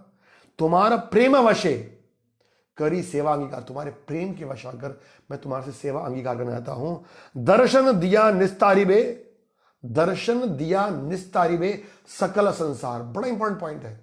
दो बातें कह रहे हैं भगवान, एक तो तुम्हारे प्रेमवश मैं तुम्हारी सेवा स्वीकार करना चाहता हूं, और दूसरा तुम्हारी वजह से मैं दर्शन देवी संसार निस्तारिबे संसार, और सारे समाज का, सारे संसार के लोगों का निस्तारिबे मतलब कल्याण करना चाहता हूं। देखिए भगवान जब आते दोनों काम करते हैं ना, भक्तों की रक्षा करते हैं और जो अभक्त है उनको तरफ आकर्षित करते हैं। अनुग्रहाय भक्तानां मानुषम देयमास्थिता, यत ऋषि क्रीड़ा भजते तत् ऋषि क्रीड़ा, या श्रुत्वा तत्परे भव। भगवान कह रहे हैं कि जब मैं आता हूं लीला करता हूं, कैसी लीला करता हूं? या श्रुत्वा तत्पर भवेत, उसको सुनकर जो नहीं भक्त है वो भी भक्त बन जाते हैं। कहते मैंने तुम्हारे प्रेम के कारण तुम्हारी सेवा स्वीकार की है, मैं प्रकट होऊंगा और मेरे दर्शन करने से सारे पतित लोगों का उद्धार हो जाएगा। श्री गोपाल नाम मोरा गोवर्धन धारी, मेरा नाम गोपाल, मैं गोवर्धन पर्वत धारण करने वाला हूं। ब्रजेर स्थापित आमी यहां अधिकारी, मैं ब्रज में रहने वाला हूं, यहाँ का अधिकारी हूं। और कह रहे जब मुसलमानों का आक्रमण हुआ तो मेरी सेवा करने वाले पुजारियों ने मुझे जंगल में छुपा दिया है, फिर वे आक्रमण के भाग से भाग गए हैं। कहते पुजारी की जाने के बाद मैं इसी कुंज में रह रहा हूं, ये अच्छा हुआ कि तुम आ गए। अच्छा ऐसा है क्या? भगवान उधर जब जन्म लिए देवकी के संग जेल में, तब तो सारे जेल खुलवा दिए, तो यहां क्या नहीं कर सकते एक घंटे से? कृष्ण का प्रेम है, भगवान दिखाना चाहते हैं कि अपने भक्तों की महिमा गुणगान करना चाहते हैं। समझ रहे ना? ये कहकर बालक अंतर ध्यान हो गया, और तब महादेवपुरी जाग गए और दुखी हो गए। श्री कृष्ण देखी नो मुई नारी न चिन्हते, महादेव मुनि पश्चाताप करने लगे, मैंने साक्षात भगवान कृष्ण को देखा लेकिन उनको पहचान नहीं पाया। ए तो बोली प्रेम अवश्य पड़ीला भूमिते, और ये सोचकर बड़े दुखी होकर गिर गए जमीन पर। अरे मैंने भगवान से सेवा ले ली, उनसे दूध पी ले लिया, पहचान नहीं पाया, उनको प्रणाम नहीं किया, उनकी सेवा नहीं किया। कुछ समय तो रोते रहे। क्षण क्षण एक रोदन करी मन अकेला धीर, आज्ञा पालन लागी हईला सुसितर। कुछ देर रोते रहे, फिर उनके बाद उन्होंने गोपाल की आज्ञा का पालन करने का ध्यान आया। क्या गोपाल ने आज्ञा दी थी? कि मुझे यहां से निकालो और मुझे पर्वत पर स्थापित करो। Very very important point to be understood. जो भक्त है ये नहीं कि बस भगवान का दर्शन कर लिया काम हो गया। प्रभुपाद लिखते हैं, a devotee is more concern in executing the order of Guru and Krishna. एक भक्त जो है वो गुरु और कृष्ण की आज्ञा पालन करने में आता है, यानी कि आज्ञा को याद किया। ये नहीं कि भगवान का दर्शन नहीं हो रहा है, स्मरण नहीं हो रहा है, सेवा करने के बारे में सोचता है। कई लोग वो कहते हैं, जैसे लॉकडाउन चल रहा है ना, कई लोग बोलते हैं अरे भगवान का दर्शन करने आना है, दर्शन नहीं कराने दे रहे हो। दर्शन क्या करेंगे हम भगवान का? हमारी योग्यता दर्शन करने की। यहां पर महादेव एग्जाम्पल सेट कर रहे हैं क्या कि दर्शन में भगवान के आगे का पालन करो जो भगवान ने कहा है। महाप्रभु ने क्या बोला है? नामे रुचि जीवे दया वैष्णव सेवन यही छाड़ी धर्म नहीं। तुम नाम रुचि, नाम बढ़िया से करो, रुचि करो, तब कृष्ण प्रकट होंगे तुम्हारे सामने। नहीं तो हम क्या देखेंगे? हम सोचेंगे लकड़ी की मूर्ति है, पत्थर की मूर्ति है। तो जो भक्त है वो क्या है, हमेशा गुरु और कृष्ण की आज्ञा पालन करने का प्रयास करता है। यहां तक कि भगवान का दर्शन करने में जो उसको आनंद मिलता है, उससे भी ज्यादा आनंद उसको मिलता है भगवान की सेवा करके। तो वो भगवान का ये नहीं कि वो एक्सप्लॉइट नहीं करता कि अरे मैं भगवान का दर्शन कर लिया अब मुझे आनंद मिल रहा है। नहीं, जो डिवोटी है वो सारे कष्टों को सहन करके भगवान की सेवा करने में, भगवान की प्रसन्नता जिसमें है वो कार्य करना चाहता है। सब लोग लेकर जाते हैं वो अगले दिन ब्रजवासियों को, खोदते हैं। वहां बड़ा लंबा चौड़ा वर्णन है कि झाड़ियां थी तो कुल्हाड़ियों से काटते हैं और अंदर देखते हैं बहुत सुंदर भगवान का रूप निकलता है। गोपाल का बड़ा भारी रूप था। कई शक्तिशाली लोगों को बुलाते हैं, निकालते हैं, स्थापित करते हैं, बड़े प्रेम से उनका स्थापना करते हैं। एक बात यहां समझने वाली है, सब ब्रजवासी उस भगवान के सुंदर रूप का दर्शन करते हैं, बट वो सुंदर रूप का दर्शन क्यों हो पा रहा है ब्रजवासियों को? माधवेंद्रपुरी की प्रेम और भक्ति कारण। तो भगवान के दर्शन होता है हमें भक्तों की कृपा से। जैसे कि अभी कुछ दिन में नरसिंह चतुर्दशी आने वाली है। नरसिंह भगवान का दर्शन किसकी वजह से हुआ? हमें प्रहलाद की वजह से भगवान प्रकट हुए। सत्यम विधातु निज भृत्य वाक्य। भगवान वामन देव में प्रकट हुए अदिति की प्रार्थनाओं को सुनकर। आज इस्कॉन में इतने सारे मंदिरों में सुंदर सुंदर विग्रह हैं, किसकी वजह से हैं? श्रील प्रभुपाद जी की वजह से। श्रील प्रभुपाद ने प्रार्थना किया इन सब विग्रहों से कि आप कृपा करके मेरे और ये जो मेरे शिष्य की सेवा स्वीकार की। इनको कुछ आता नहीं है। प्रभुपाद जी बॉम्बे का मंदिर बना रहे थे तो उसमें झोपड़ी में रह रहे थे, चूहे थे, कॉकरोच थे वहां पर जब मंदिर बनाने था। प्रभुपाद जी गए एक दिन राधा रास बिहारी के पास और प्रार्थना करते कि मुझे क्षमा कीजिएगा, मैं अभी आपकी सेवा नहीं कर पा रहा हूं, लेकिन भविष्य में मैं आपकी सेवा करूंगा। तो प्रभुपाद जी जैसे महान भक्तों की वजह से और भगवान आते हैं। यहां दिख रहे हैं कि प्योर वैष्णव्स जो शुद्ध भक्त हैं उन्होंने तपस्या की है। आज हम इसको बैठे हैं आराम से इतने बड़े बड़े मंदिरों में, है ना, खा रहे हैं, पी रहे हैं, गाड़ियों में घूम रहे हैं, बट असली में प्रभुपाद जी की कृपा से ये मंदिरों में दर्शन हो रहे थे। तो हम देखते हैं कि भगवान के जितने भी अवतार हैं, हरे कृष्णा कृष्णा कृष्णा हरे हरे, हरे राम राम राम हरे हरे। तो हम चर्चा कर रहे थे कि भगवान के जो भक्त हैं उनका जो प्रेम है, उनकी जो भक्ति है,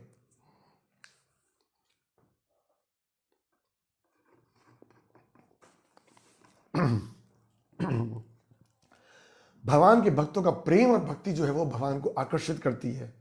तो सुंदर विग्रह तो ब्रजवासियों ने दर्शन किया गोपाल जी का, और हम सबको भी आज श्रील प्रभुपाद जी के पास है भगवान का दर्शन करने का उत्सव मिल रहा है। और फिर चैतन्य चरितामृत में कृष्णदास कविराज बता रहे हैं। ये सारी स्टोरी कौन सुना रहा है? चैतन्य महाप्रभु सुना रहे हैं अपने भक्तों को वहां बैठ के, और सुनाते हैं कि जब डीटीज निकाले तो सब लोग लेकर आए, पानी से स्नान कराया शीतल जल से, और फिर एक गांव से दूसरे गांव खबर फैली और बहुत सारा प्रसाद बनाकर लेकर आए। क्योंकि व्रजवासियों के लिए कृष्ण प्राणधन है। वो ये नहीं सोच रहे कि हमारे घर में हमारे लिए खाने के लिए एक नहीं है। ये उनका श्रद्धा है, प्रेम है। वो सब लोग रोज अन्नकूट महोत्सव होता। जैसे 5000 साल पहले जब भगवान कृष्ण आए थे और गोवर्धन लीला के समय हुआ था ना, तो चैतन्य महाप्रभु ने उसी तरह का अन्नकूट बता रहे हैं। चैतन्य बता रहे कि माधवेंद्रपुरी की कृपा से उस गांव में फिर वैसा ही अन्नकूट उत्सव हुआ रोज हर, और सबको माधवेंद्रपुरी की ट्रेनिंग दिया, सबको भक्त बनाया, सबको दीक्षा दिया, सबको शिष्य बनाकर भगवान की भक्ति कराया। इससे पहले हम एक्चुअली बता रहे थे कि माधवेंद्रपुरी जब निकले थे वृंदावन जाने के लिए तो रास्ते में वो शांतिपुर भी रुके थे, और शांतिपुर रुके थे तो अद्वैताचार्य ने उनके भाव को देखा, भक्ति को देखा, तो उनसे भी उन्होंने दीक्षा प्राप्त की थी। तो अद्वैताचार्य, ईश्वरपुरी, ये सब महादेवपुरी के महान शिष्य थे। तो एनी हाउ, तो हम देखते हैं कि भगवान अपने भक्तों की प्रेम को स्वीकार करते हैं। ऐसे करते करते करीब 2 साल निकल गए। बड़ी सुंदर भगवान की सेवा हो रही है, बड़ा मंदिर बन गया, बड़े लोग आने शुरू हो गए, दर्शन हो रहा है, रोज भगवान को 56 भोग लग रहे हैं, मंदिर में आरती हो रही है, कीर्तन हो रहा है, माधवेंद्रपुरी बड़े आराम से भजन कीर्तन कर रहे हैं, वहां पर परिक्रमा कर रहे थे, बड़ा सुंदर हो। एक दिन फिर क्या होता है, कृष्ण फिर आते हैं, भगवान माधवेंद्रपुरी के स्वप्न में आते हैं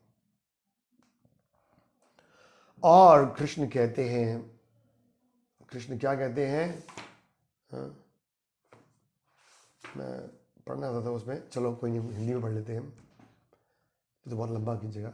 कृष्ण क्या कहते हैं कि बहुत दिन हो गए, तुमने मुझे स्नान तो कराया, लेकिन क्योंकि मैं इतने दिनों से दबा हुआ था तो मेरी गर्मी अभी ताप तरह जाए ना, जो मेरा ताप है ना वो अभी तक गया नहीं है, और तुम जाओ और पुरी से मेरे लिए चंदन लेकर आओ।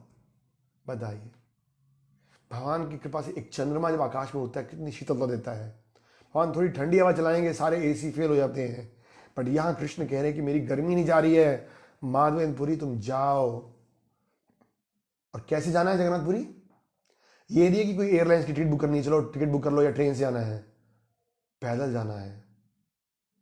यहां पर टेस्ट है, देखिए भक्तों का टेस्ट है। आराम से सब कुछ चल रहा है, सेवा चल रही है, पूजा चल रहा है, कीर्तन चल रहा है, बट भगवान कह रहे हैं बड़ा आराम कर लिया तूने, अब निकल भैया, कुछ तपस्या कर। भगवान दिखाना चाहते, वेरी वेरी इंपॉर्टेंट बात। देखिए पहले महाजनपुरी एक भिखारी की तरह रहते, कुछ नहीं था उनके पास, फिर भगवान की कृपा से सब कुछ मिल गया, मंदिर आया, लोग आने शुरू हो गए, भगवान की स्थापना हो गई, इतने सारे शिष्य हो गए, सारी सेवाएं हैं उनके पास, भगवान की सुविधाएं हैं सारी सेवा करने के लिए हैं। और तो और स्वयं भगवान सामने आ गए, अब अभी क्या करना है, आराम से भजन करने देना चाहिए था ना उनको। लेकिन भगवान कहते नहीं, जाओ यहां से, जाओ। और कैसे जाना? जंगलों के रास्तों से जाना है, कई महीने लग जाएंगे, पैदल जाना होगा, कितना मुश्किल काम है। हाँ?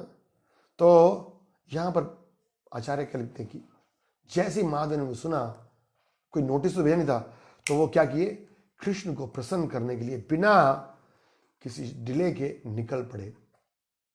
भागवत में एक श्लोक आता है जहां पर कहते हैं कि भगवान कृष्ण ने जो हमें भक्ति करने के लिए, पूजा करने के लिए, सेवा करने के लिए जो सुविधाएं दी ना, कभी भी उसका इस्तेमाल हमें अपनी इंद्रिय तृप्ति के लिए नहीं करना चाहिए।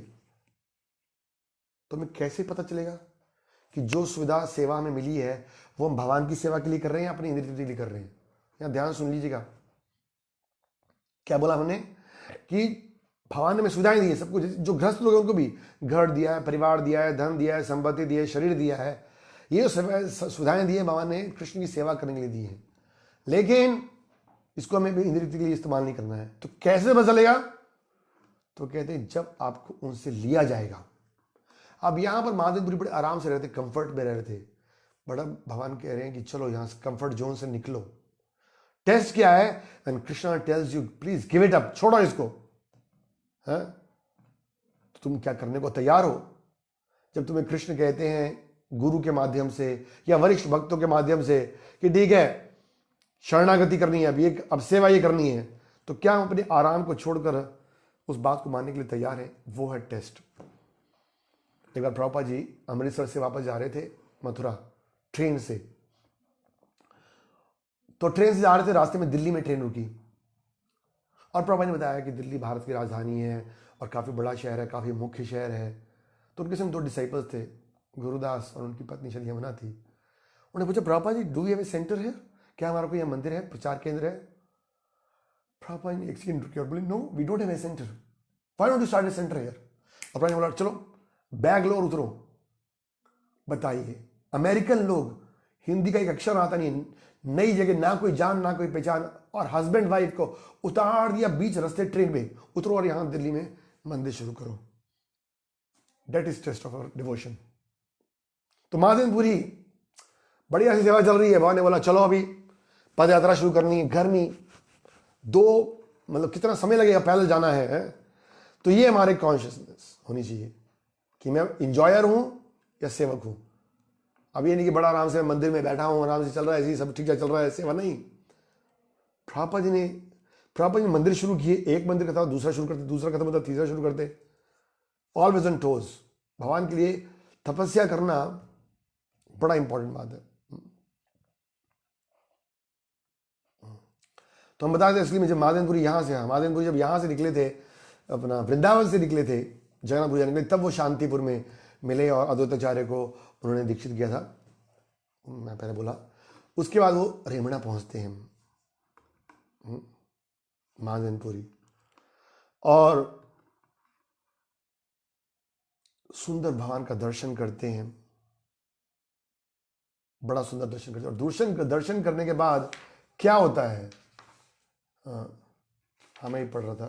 तो दर्शन होने के बाद क्या कहते हैं वो,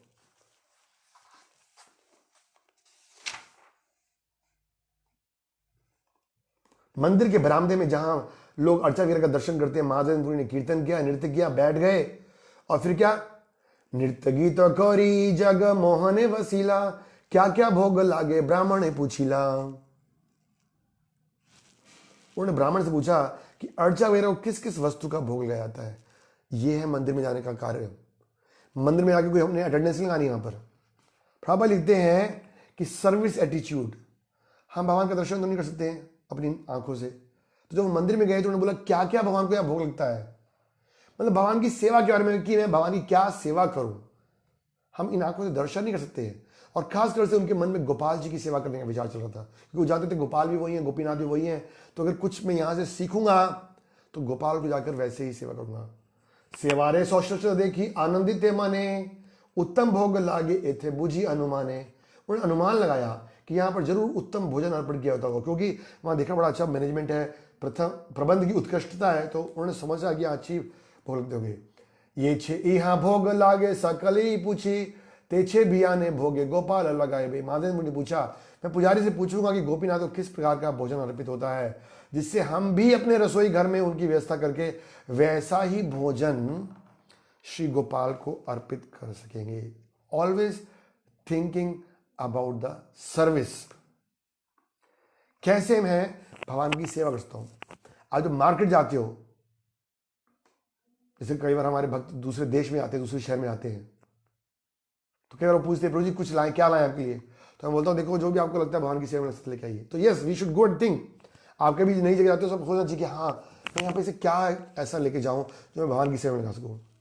तो महादेव जी पहुंचे उस मंदिर में, तो उन्होंने सोचा कि पूछता हूँ पुजारियों से कि क्या यहाँ भगवान को भोग लगता है, जिससे कि मैं भी अपने गोपाल। ये सर्विस एटीट्यूड जो है ना, this is going to attract Krishna. हमेशा कृष्ण के बारे में सोचना, और कृष्ण के बारे में सोचने वाला ये नहीं कि दर्शन करके सोचना, मैं कृष्ण की क्या सेवा कर सकता हूं। आप मंदिर से हजारों मील दूर रह के भी कृष्ण की सेवा कर सकते हो। प्रभुपाद जी वृंदावन से हजारों मील दूर अमेरिका में थे, उनका हृदय वृंदावन में था, जो कृष्ण की सेवा कर रहे थे। तो भगवान का दर्शन करना आवश्यक है, बट दर्शन से आवश्यक ज्यादा, जैसे समझ लीजिए आप अपने बच्चे से प्रेम करते हो और आप बड़ा खुश होते हो आप बच्चे को देखकर, और बच्चा सामने बैठा है, बड़ा देख के खुश हो रहे हो आप, और बच्चा कह रहा है मम्मी मुझे भूख लगी है, बच्चे बैठ रहे मैं तेरे को देख के खुश हो रही हूँ ना, नहीं तो मूर्खता है ना। अरे बच्चे को जो चाहिए वो ला के दो ना उसको, तो उसमें तो खुशी है। तो इसलिए भगवान क्या चाहते हैं हमसे, तो ये महादेवपुरी की मन में इच्छा थी, क्या करूं मैं। और फिर महादेवपुरी ने सुना तो ब्राह्मण ने जब पूछा तो क्या बोला, उसने बताया कि कौन कौन से भोग अर्पित होते। ब्राह्मण पुजारी ने बोला संध्या भोग लागे शीर अमृत के ली नाम, द्वादश मात्र मृत्यु पात्रे भरी अमृत समान। ब्राह्मण पुजारी ने कहा संध्या के समय अर्चा विग्रह को मिट्टी के 12 पात्रों में खीर का भोग लगाया जाता है, और चूंकि इसका स्वाद अमृत जैसा होता है इसलिए अमृत केली कहलाता है। अमृत केली कहलाता है क्योंकि इसका स्वाद अमृत के समान है। नरसिंह देव जो भगवान की यहाँ पे स्थापना करके गए थे, तब से ऑर्डर चल रहा था कि भगवान ग्वाल बाल के रूप में रहना चाहते हैं, और ग्वाल बाल के रूप में गाय के दूध की आइटम्स उनको पसंद है, तो खीर बना के भोग लगाया करो। तो पुजारी ने बताया कि यहाँ पे संध्या के समय 12 मिट्टी के बर्तनों में विशेष रूप से भगवान को भोग लगाया जाता है और अर्पण किया जाता है। उसका नाम क्या है, अमृत केली। गोपीनाथ शीर बलि प्रसिद्ध नाम यार, पृथ्वी आते अच्छे भोग कहा नहीं यार। क्या बताया उसने कि ये खीर सारे जगत में गोपीनाथ खीर के समान के नाम से विख्यात है। ऐसी खीर दुनिया में अन्यत्र कहीं भी आप अर्पित नहीं की जाती, और ये वास्तविक है। अगर आप में से कुछ लोग गए होंगे, इट इज यूनिक,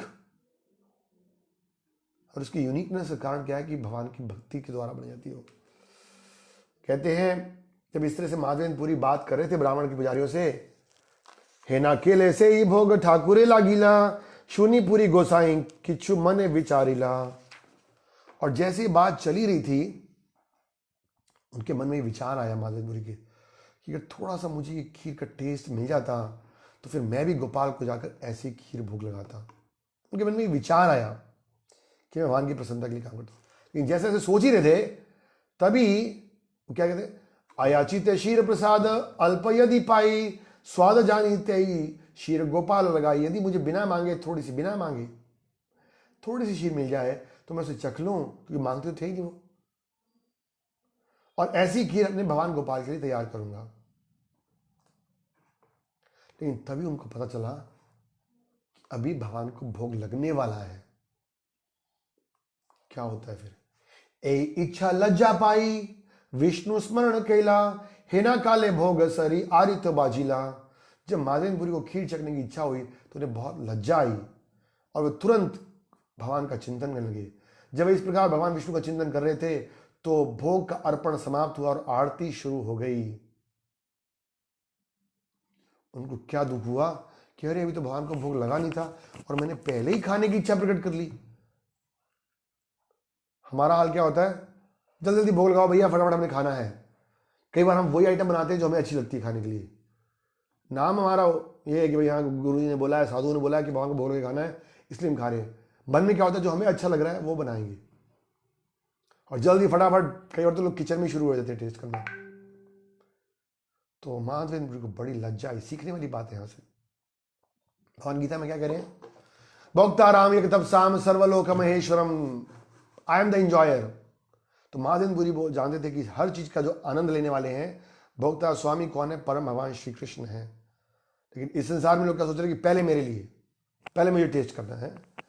ऑफकोर्स महादेवपुरी कोई माया के प्रभाव में नहीं थे, वो तो एक शुद्ध वैष्णव थे, लेकिन वो अपने आप को बड़ा विनम्र सोचने लगे कि मैंने क्या कर दिया, ये अभी भगवान को भोग अर्पण हुआ नहीं है, उससे पहले ही मैंने ये इच्छा प्रकट कर ली। जबकि उन्हें इच्छा अपने टेस्ट के लिए नहीं की थी, वो तो चाहते थे कि मैं किसी प्रकार से गोपाल को कैसे अर्पण करूं। हाँ, और उन्होंने सोचा कि नहीं, मेरे से बहुत बड़ा अपराध हुआ है और अपराध की मुझे सजा मिलनी चाहिए। क्या किया उन्हें, आरती देखी पूरी कैला नमस्कार, आरती का दर्शन किया, नमस्कार किया, बाहिरे आइला कौरी किचु नहीं कहले यार। और फिर वो मंदिर से बाहर चले आए, उन्हें किसी से कुछ नहीं कहा। मन में सिर्फ विचार आया था, मन में कुछ फिजिकली किया नहीं था उन्होंने। ऐसा नहीं कि भगवान का भोग खा लिया था। जैसे भक्तिजान जी कथा सुनते हैं हम, एक बार भक्तिजान जी छोटे से बालक थे, तो एक बार क्या हुआ, उनके पिताजी भक्तिनाथ ठाकुर जी भगवान के लिए कुछ आम लेकर आए होंगे, बालक को पता नहीं था, उसने आम खा लिया। जब पिताजी आए तो बोला, अरे क्या तूने किया बालक, अभी तो भगवान को भोग लगाना था।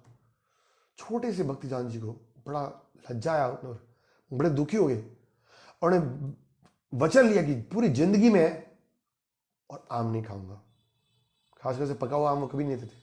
भक्त उनको रिक्वेस्ट करते रहते तो थोड़ा कच्चा आम का प्रसाद चटनी रूप में लेते थे, बट पका आम कहते मैंने बहुत अपराध किया है, क्योंकि बालक थे। तो यहाँ पे महादेवपुरी तो मन में सिर्फ सोचा था, और वो भी कृष्ण के लिए, और कहते मैंने बहुत बड़ा पापी हूं, मैंने अपराध कर दिया है, और निकल गए वहां से अंदर से।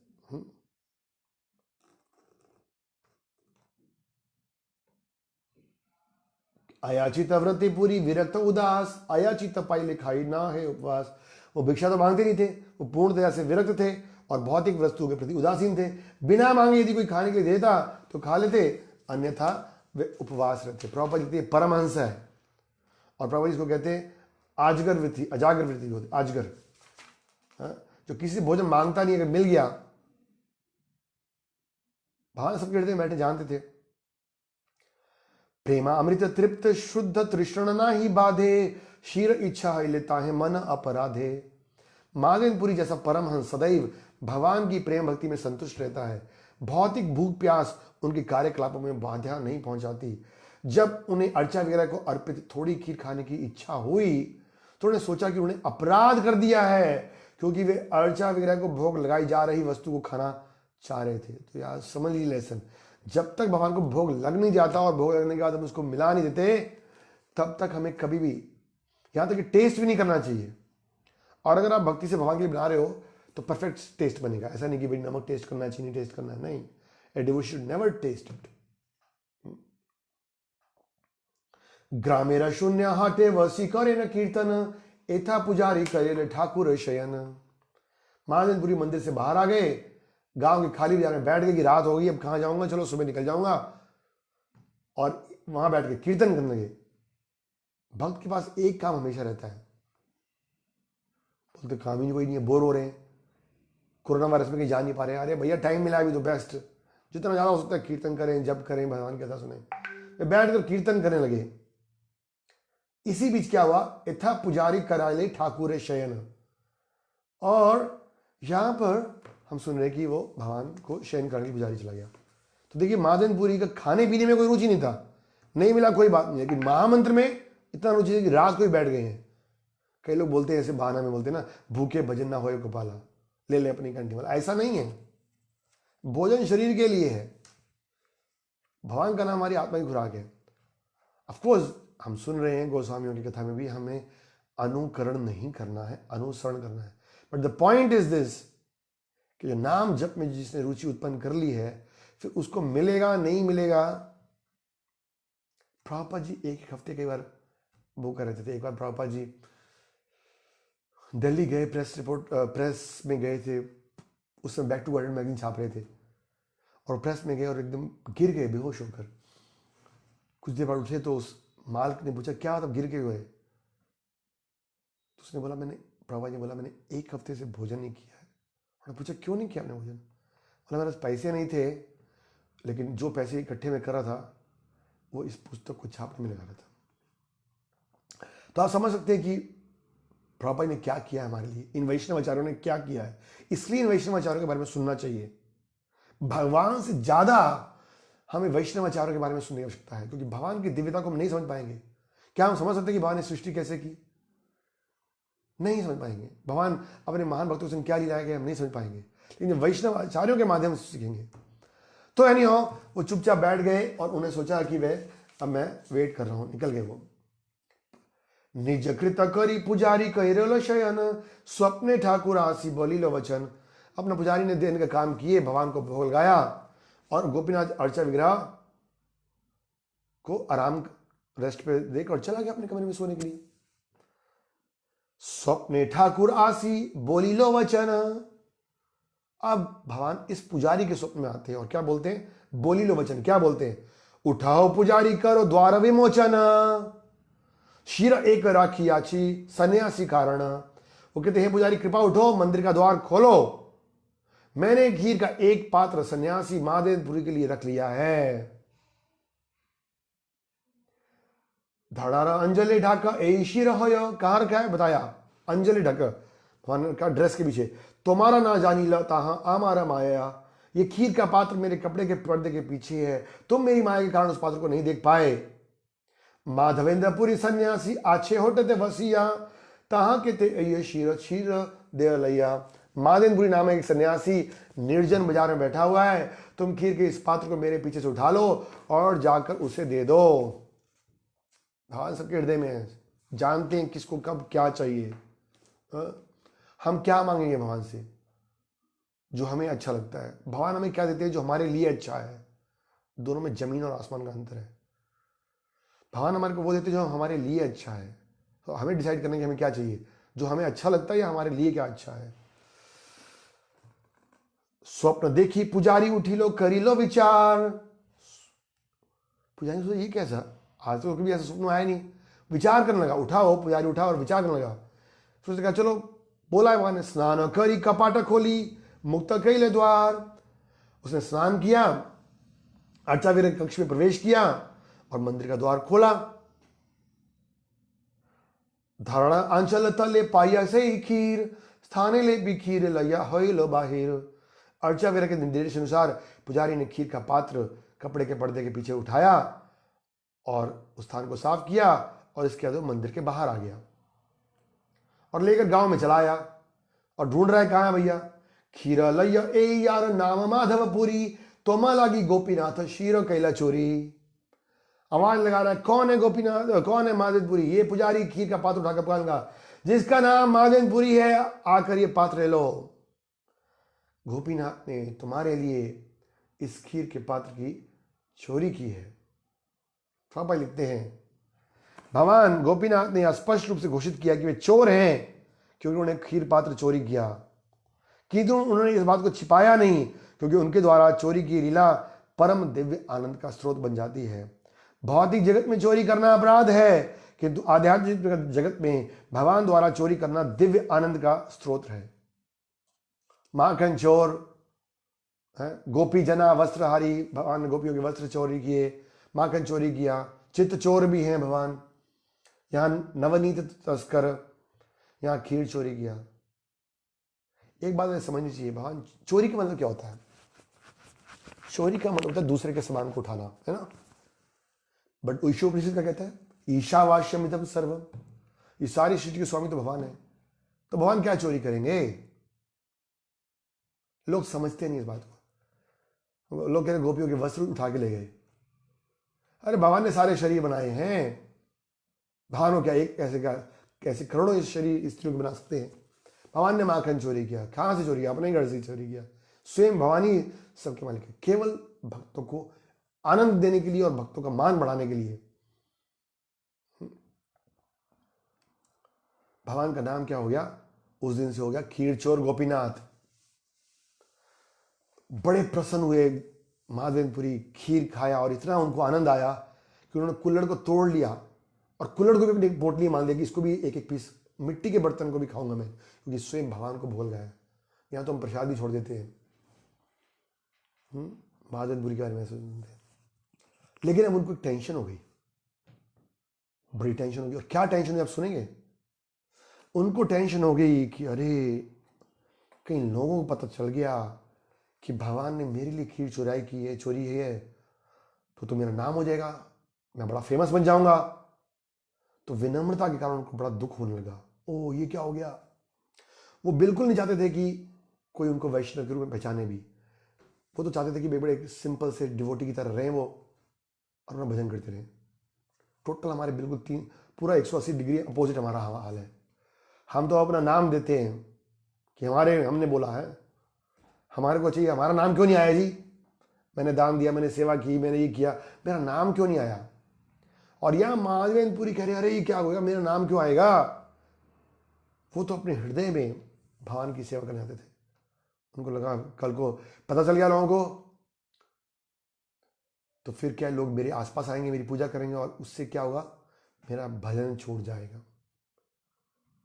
3 के होते हैं, ये तीनों के को छोड़ना है चौथे के को प्राप्त करने के लिए। चौथा के क्या है? कृष्ण, के फॉर कृष्णा। और 3 के क्या है? कंचन, कंचन मतलब सोने को बोलते हैं, पैसे को बोलते हैं। कामनी मतलब स्त्री को बोलते हैं। और कीर्ति, तो शास्त्र कहता है कि कोई बहुत तपस्या करेगा, शास्त्रों का अध्ययन करेगा तो कंचन छोड़ सकता है, पैसा छोड़ देगा, क्योंकि पता उसको टेम्परेरी है। स्त्री को भी छोड़ देगा, क्षणिक है। लेकिन कीर्ति ये तो साधु लोग भी नहीं छोड़ते। महामंडलेश्वर 1000 हाट पधार रहे हैं, कैसे प्रणाम नहीं किया, मुझे प्रणाम नहीं किया, मेरा आसन नहीं लगाया, मुझे हाथ नहीं डाला। कई बार हमारे मंदिरों में आरती देते ना, तो बोलते अरे उसको पहले कैसे आरती दे दिया, मुझे क्यों नहीं दिया? ये छोटी छोटी बात। और यहाँ माधवेंद्रपुरी इतने महान भक्त और कह रहे हैं अरे ये तो गड़बड़ हो गया काम। दौड़ लिए वहां से, दौड़ लिए, कहते नहीं यहाँ रहने से पहले ही मेरे को भाग जाना है। लेकिन जाना कहाँ था? पुरी जाना था। लेकिन जैसे ही पुरी पहुंचे तो क्या देखते हैं, सारे लोगों को उनके बारे में पता चल चुका है। सब जगह ये पूरा वायरलेस सिस्टम था उस समय भी। भगवान ने मैसेज कर दिया सबको, सारे भक्तों को। अरे सब गांव में पता चल गया, सब जगह में, कि कृष्ण ने, गोपीनाथ ने अपने एक महान भक्त माधवेंद्रपुरी के लिए खीर चोरी किया है। बताओ, उससे पहले कि वो पहुंचे हैं गांव और शहर में, ये न्यूज़ फैल गई है। और सबने बड़ा उनका स्वागत किया, उनका अभिनंदन किया, उनको प्रणाम किया। अब उनको बिल्कुल अच्छा नहीं लग रहा था ये चीज़। और फिर एक जगह से दूसरी जगह जाते तो कृष्णदास कविराज समझाते हैं वहाँ पे कि बड़ा सुंदर बात कहते हैं कि अगर कोई चाहता नहीं भी है, क्या करें? जब माधवेंद्रपुरी जगन्नाथपुरी आए तो लोग उनकी दिव्य ख्याति से परिचित थे, अतः लोगों की भीड़ आने लगी और भक्तिवश उनका सम्मान करने लगी। बड़ा इंपॉर्टेंट श्लोक है। प्रतिष्ठार स्वभाव ए जगते विदिता, ये ना वांछा तारे हो या विधाता निर्मिता। मनुष्य भले ही ना चाहता हो, फिर भी विधाता द्वारा नियत प्रतिष्ठा उसे मिल ही जाती है। जो प्रतिष्ठा को मिलेगी ठाकुर जी देंगे। निसंदेह भक्त की दिव्य प्रतिष्ठा समग्र विश्व में फैल जाती है। प्रभुपाद जी एक सर्वेंट की तरह गए थे अपने गुरु की आज्ञा पालन करने के लिए, और आज विश्व के हर कोने में लोग जानते हैं प्रभुपाद जी को। एवे यश घोषुक त्रिभुवन हम रोज गुरु पूजा में गाते हैं। सुबह उठते ही 600 तो सिर्फ मंदिर है, मंदिर, उसके अलावा कितने प्रीचिंग सेंटर हैं और कितने हजारों लाखों घरों में लोग मंगला आरती करते हैं। सबसे पहले भगवान से पहले प्रभुपाद जी को प्रणाम करते हैं। प्रतिष्ठा का स्वभाव क्या है? खासकर भक्तों की प्रतिष्ठा रोके नहीं रुकती है। वो कहते हैं प्रतिष्ठा रे भय पूरी गेला पलाइया, कृष्णा प्रेम प्रतिष्ठा चले संग गाइया। कहते अपनी प्रतिष्ठा के भय से महादेवपुरी रेमणा छोड़कर आए थे कि भाई लोग मेरे को पहचाने नहीं, लेकिन भगवत प्रेम द्वारा प्रदत्त प्रतिष्ठा इतनी उत्कृष्ट है, इतनी ऊंची है कि भक्त के साथ साथ जाती है, मानो उसका पीछा कर रही हो। ये मुख्य बात है, क्योंकि महादेवपुरी भगवान की सेवा करने के भाव से गए थे, तो भगवान अपने ऐसे भक्त का मान सम्मान बढ़ाना चाहते हैं।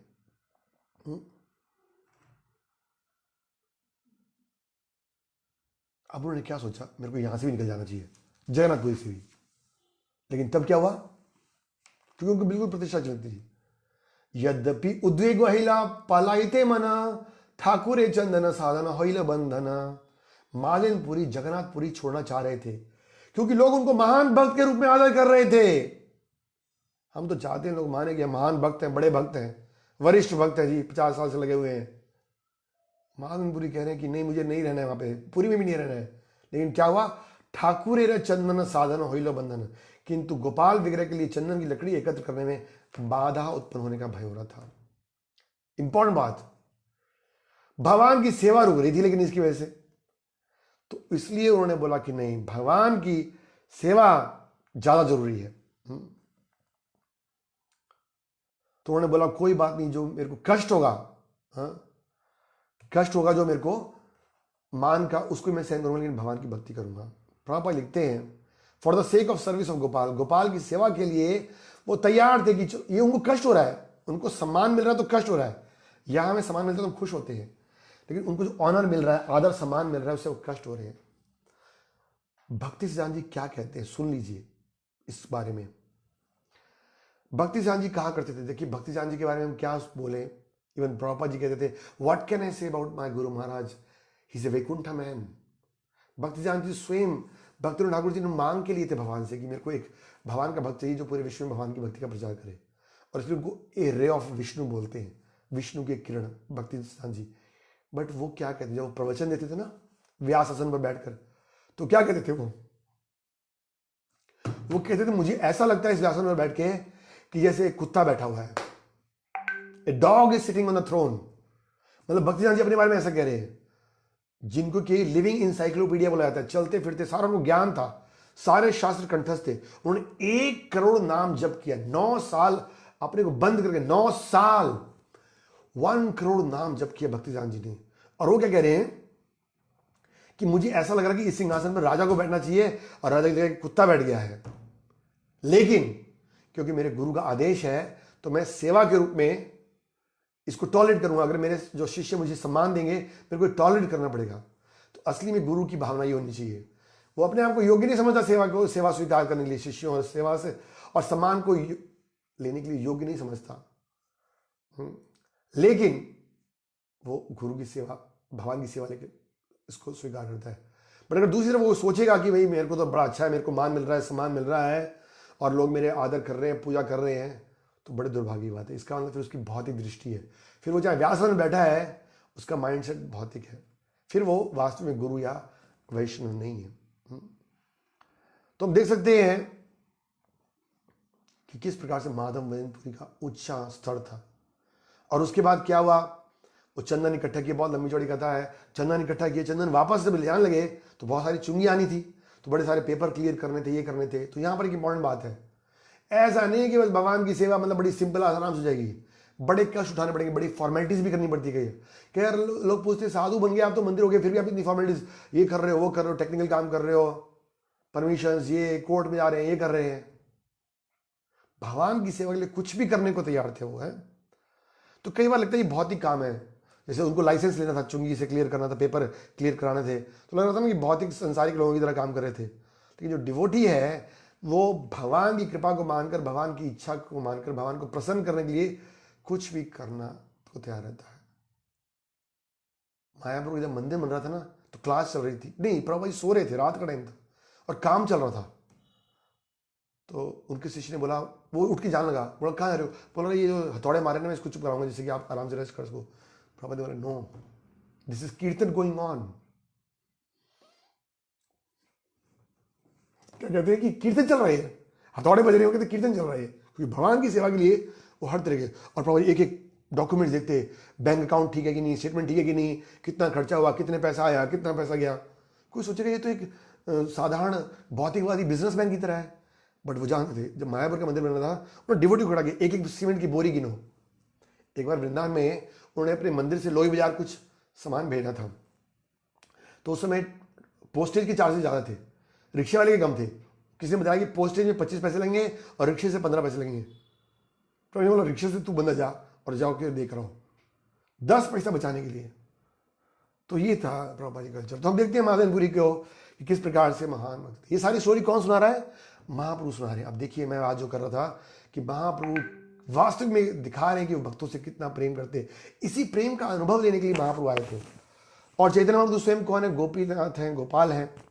तो चंदन लेकर आते हैं, तो मतलब महाप्रभु आनंद ले रहे हैं अपने भक्तों का गुणगान करने के लिए। और उन्हें बोला कथा सुनाते सुनाते, चैतन्य महाप्रभु ने नित्यानंद को ऑर्डर दिया कि जाओ देखो इस संसार में कोई भी इतना श्रेष्ठ है महादेवपुरी की तरह जिसने इतनी बड़ी कृपा प्राप्त की हो।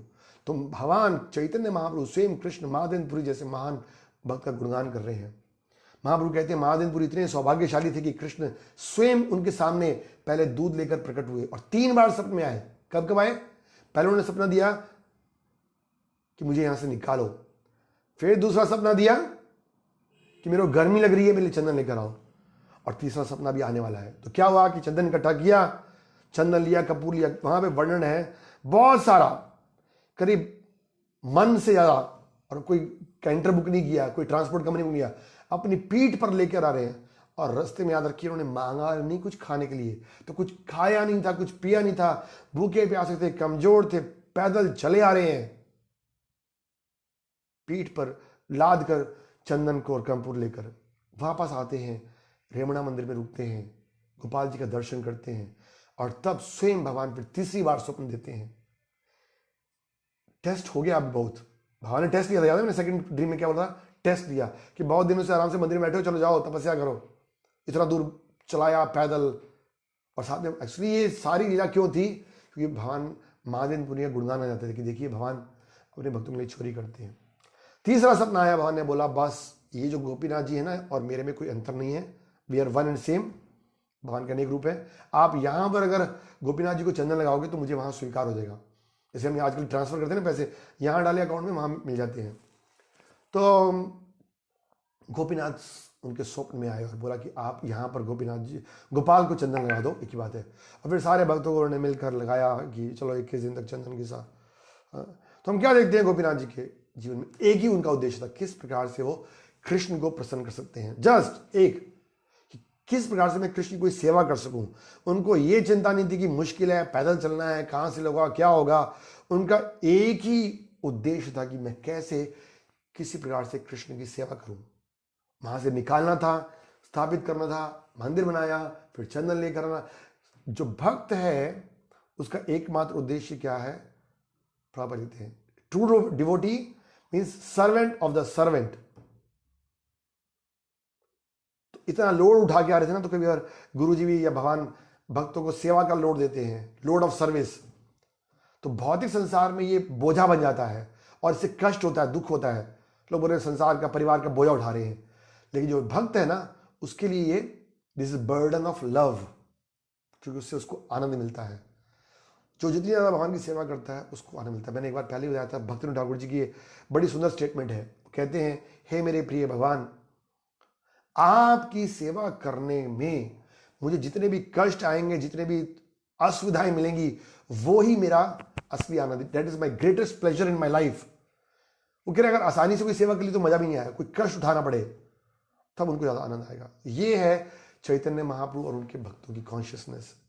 वो दिखाना चाहते हैं कि भगवान के भक्तों का भगवान के प्रति सहज प्रेम होता है। प्रेम का मतलब पर्सनल इनकन्वीनियंस और इम्पिडेंस, मतलब कोई भी रुकावट आ रही है उसकी वो चिंता नहीं करते, कोई अपने ऊपर कोई कष्ट आ रहा है, शारीरिक असुविधाएं हो रही हैं, वो उसकी चिंता नहीं करते। प्रभुपाद जी गए, रास्ते में 2 हार्ट अटैक पड़ गए, साधारण आदमी होता दौड़ के वापस आया था।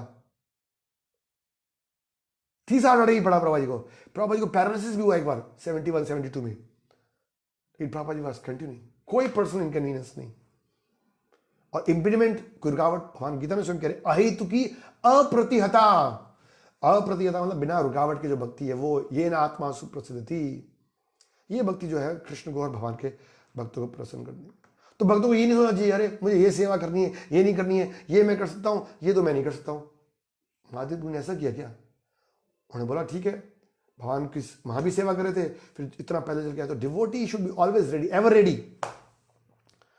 एक ही उद्देश्य, गुरु कृष्ण साधु को कैसे प्रसन्न करना है, और उसके लिए वो कोई भी जिम्मेवारी, कोई भी तपस्या, कोई भी असुविधा लेने के लिए तैयार है। इससे कृष्ण बड़े प्रसन्न होते हैं, है? बड़े प्रसन्न होते हैं। सिर्फ 2 मिनट और लेते हैं, महादेवपुरी की चर्चा चल रही है तो महादेवपुरी का एक बड़ा प्रिय श्लोक था जो कि चैतन्य महाप्रभु बड़ा प्रेम से गाया करते थे। ये श्लोक असली में राधा रानी ने बोला है। जब कृष्ण वृंदावन छोड़कर मथुरा चले आते हैं तो कहते हैं अयि दीना दयाद्र नाथे मथुरा नाथ कदा वैलोकस्य हृदयम त्वदा लोककर्त्रम दयिते ब्रह्मयाति किम करम यम। वो कहते ओ मेरे प्रिय भगवान, मेरे स्वामी, मेरे हृदय के स्वामी, मथुरा नरेश, मथुरा के नाथ, मैं आपका दर्शन कब करूंगी, क्योंकि आपका दर्शन ना करके जो मेरा हृदय है वो विचलित हो रहा है, अब मैं क्या करूं। इस श्लोक को महादेवपुरी बोलते थे, और जब महापुरुष ने श्लोक को सुना, इस श्लोक असली में राधा रानी ने बोला है बट महादेवपुरी इसको गाते थे। तो भक्तिदान जी क्या लिखते हैं कि the feeling of separation of Krishna, भगवान से दूर रहकर उनकी सेवा करने में जो आनंद है, जिसको हम बोलते हैं ना विप्रलंब भाव, वो वास्तविक ज्ञान है।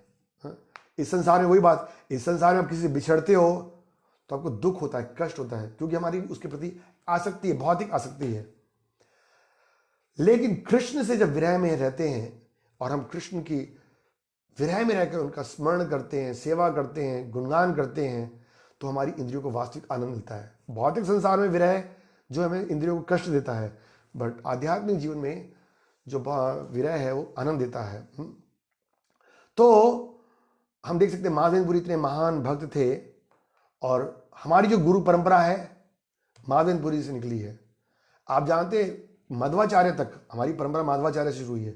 तो महादेवपुरी के आने से पहले सब लोग लक्ष्मी नारायण की पूजा करते थे, लेकिन महादेवपुरी पहले व्यक्ति थे जिन्होंने की माधुर्य रस में राधा कृष्ण की प्रेम भक्ति का प्रचार करना शुरू किया। और उसी बात को फिर इसीलिए चैतन्य महाप्रभु ने, आप देखिए भगवान कृष्ण चैतन्य महाप्रभु के रूप में आए ना, तो किसी भी परंपरा में आ सकते थे, 4 परंपराओं में से, बट खासकर से उन्होंने ये परंपरा क्यों चुनी, क्योंकि इस परंपरा में महादेवपुरी और उनके शिष्य ईश्वरपुरी दोनों राधा कृष्ण का दिव्य प्रेमानंद ले रहे थे, तो इसलिए महाप्रभु ने यह परंपरा चुनी और इसको स्वीकार किया।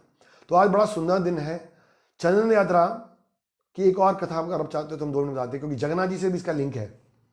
ये तो चंदन यात्रा होगी गोपीनाथ जी की, बट असली में एक कथा आती है कि एक बार क्या हुआ, जब महाभारत के समय की बात है, जब युधिष्ठिर महाराज पांडवों के संग रह रहे थे ना अज्ञातवास में, तो रह रहे थे राजा विराट के घर में।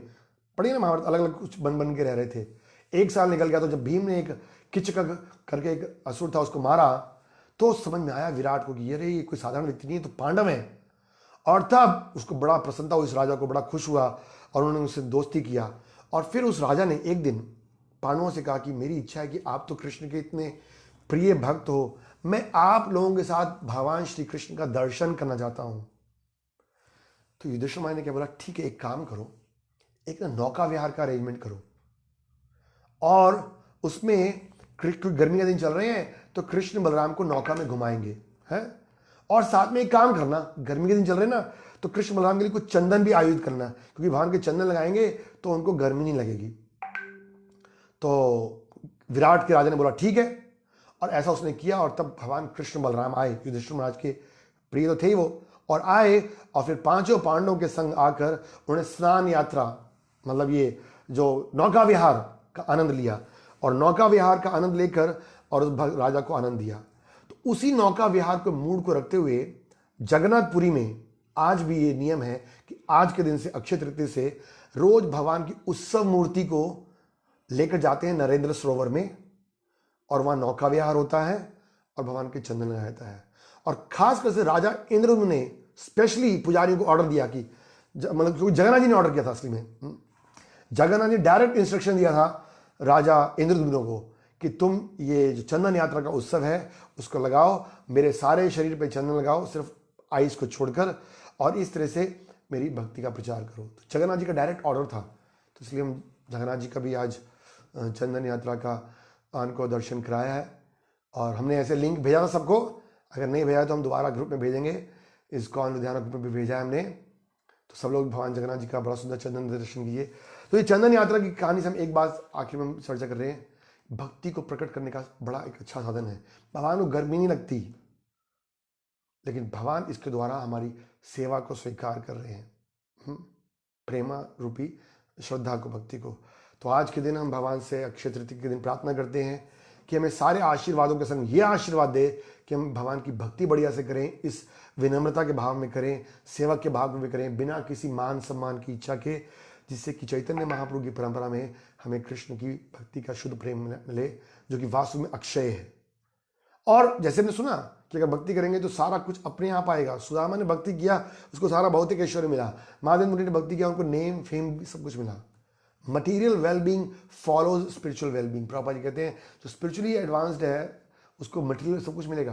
प्रभुपाद जी ने हरे कृष्ण मंत्र का कीर्तन किया एक पेड़ के नीचे बैठ के।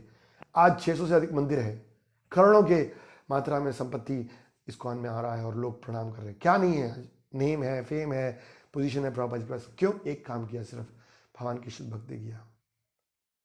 हरे कृष्णा। श्री श्री गोपीनाथ भगवान की जाय, श्री चोर गोपीनाथ भगवान की जाय, श्री माधवेंद्रपुरी पाद की जाय, अक्षय तृतीया महोत्सव की जाय, चंदन यात्रा महामहोत्सव की जाय, श्रील प्रभुपाद की जाय। निताय गौर हरि प्रेमानंदे, निताय गौर हरि।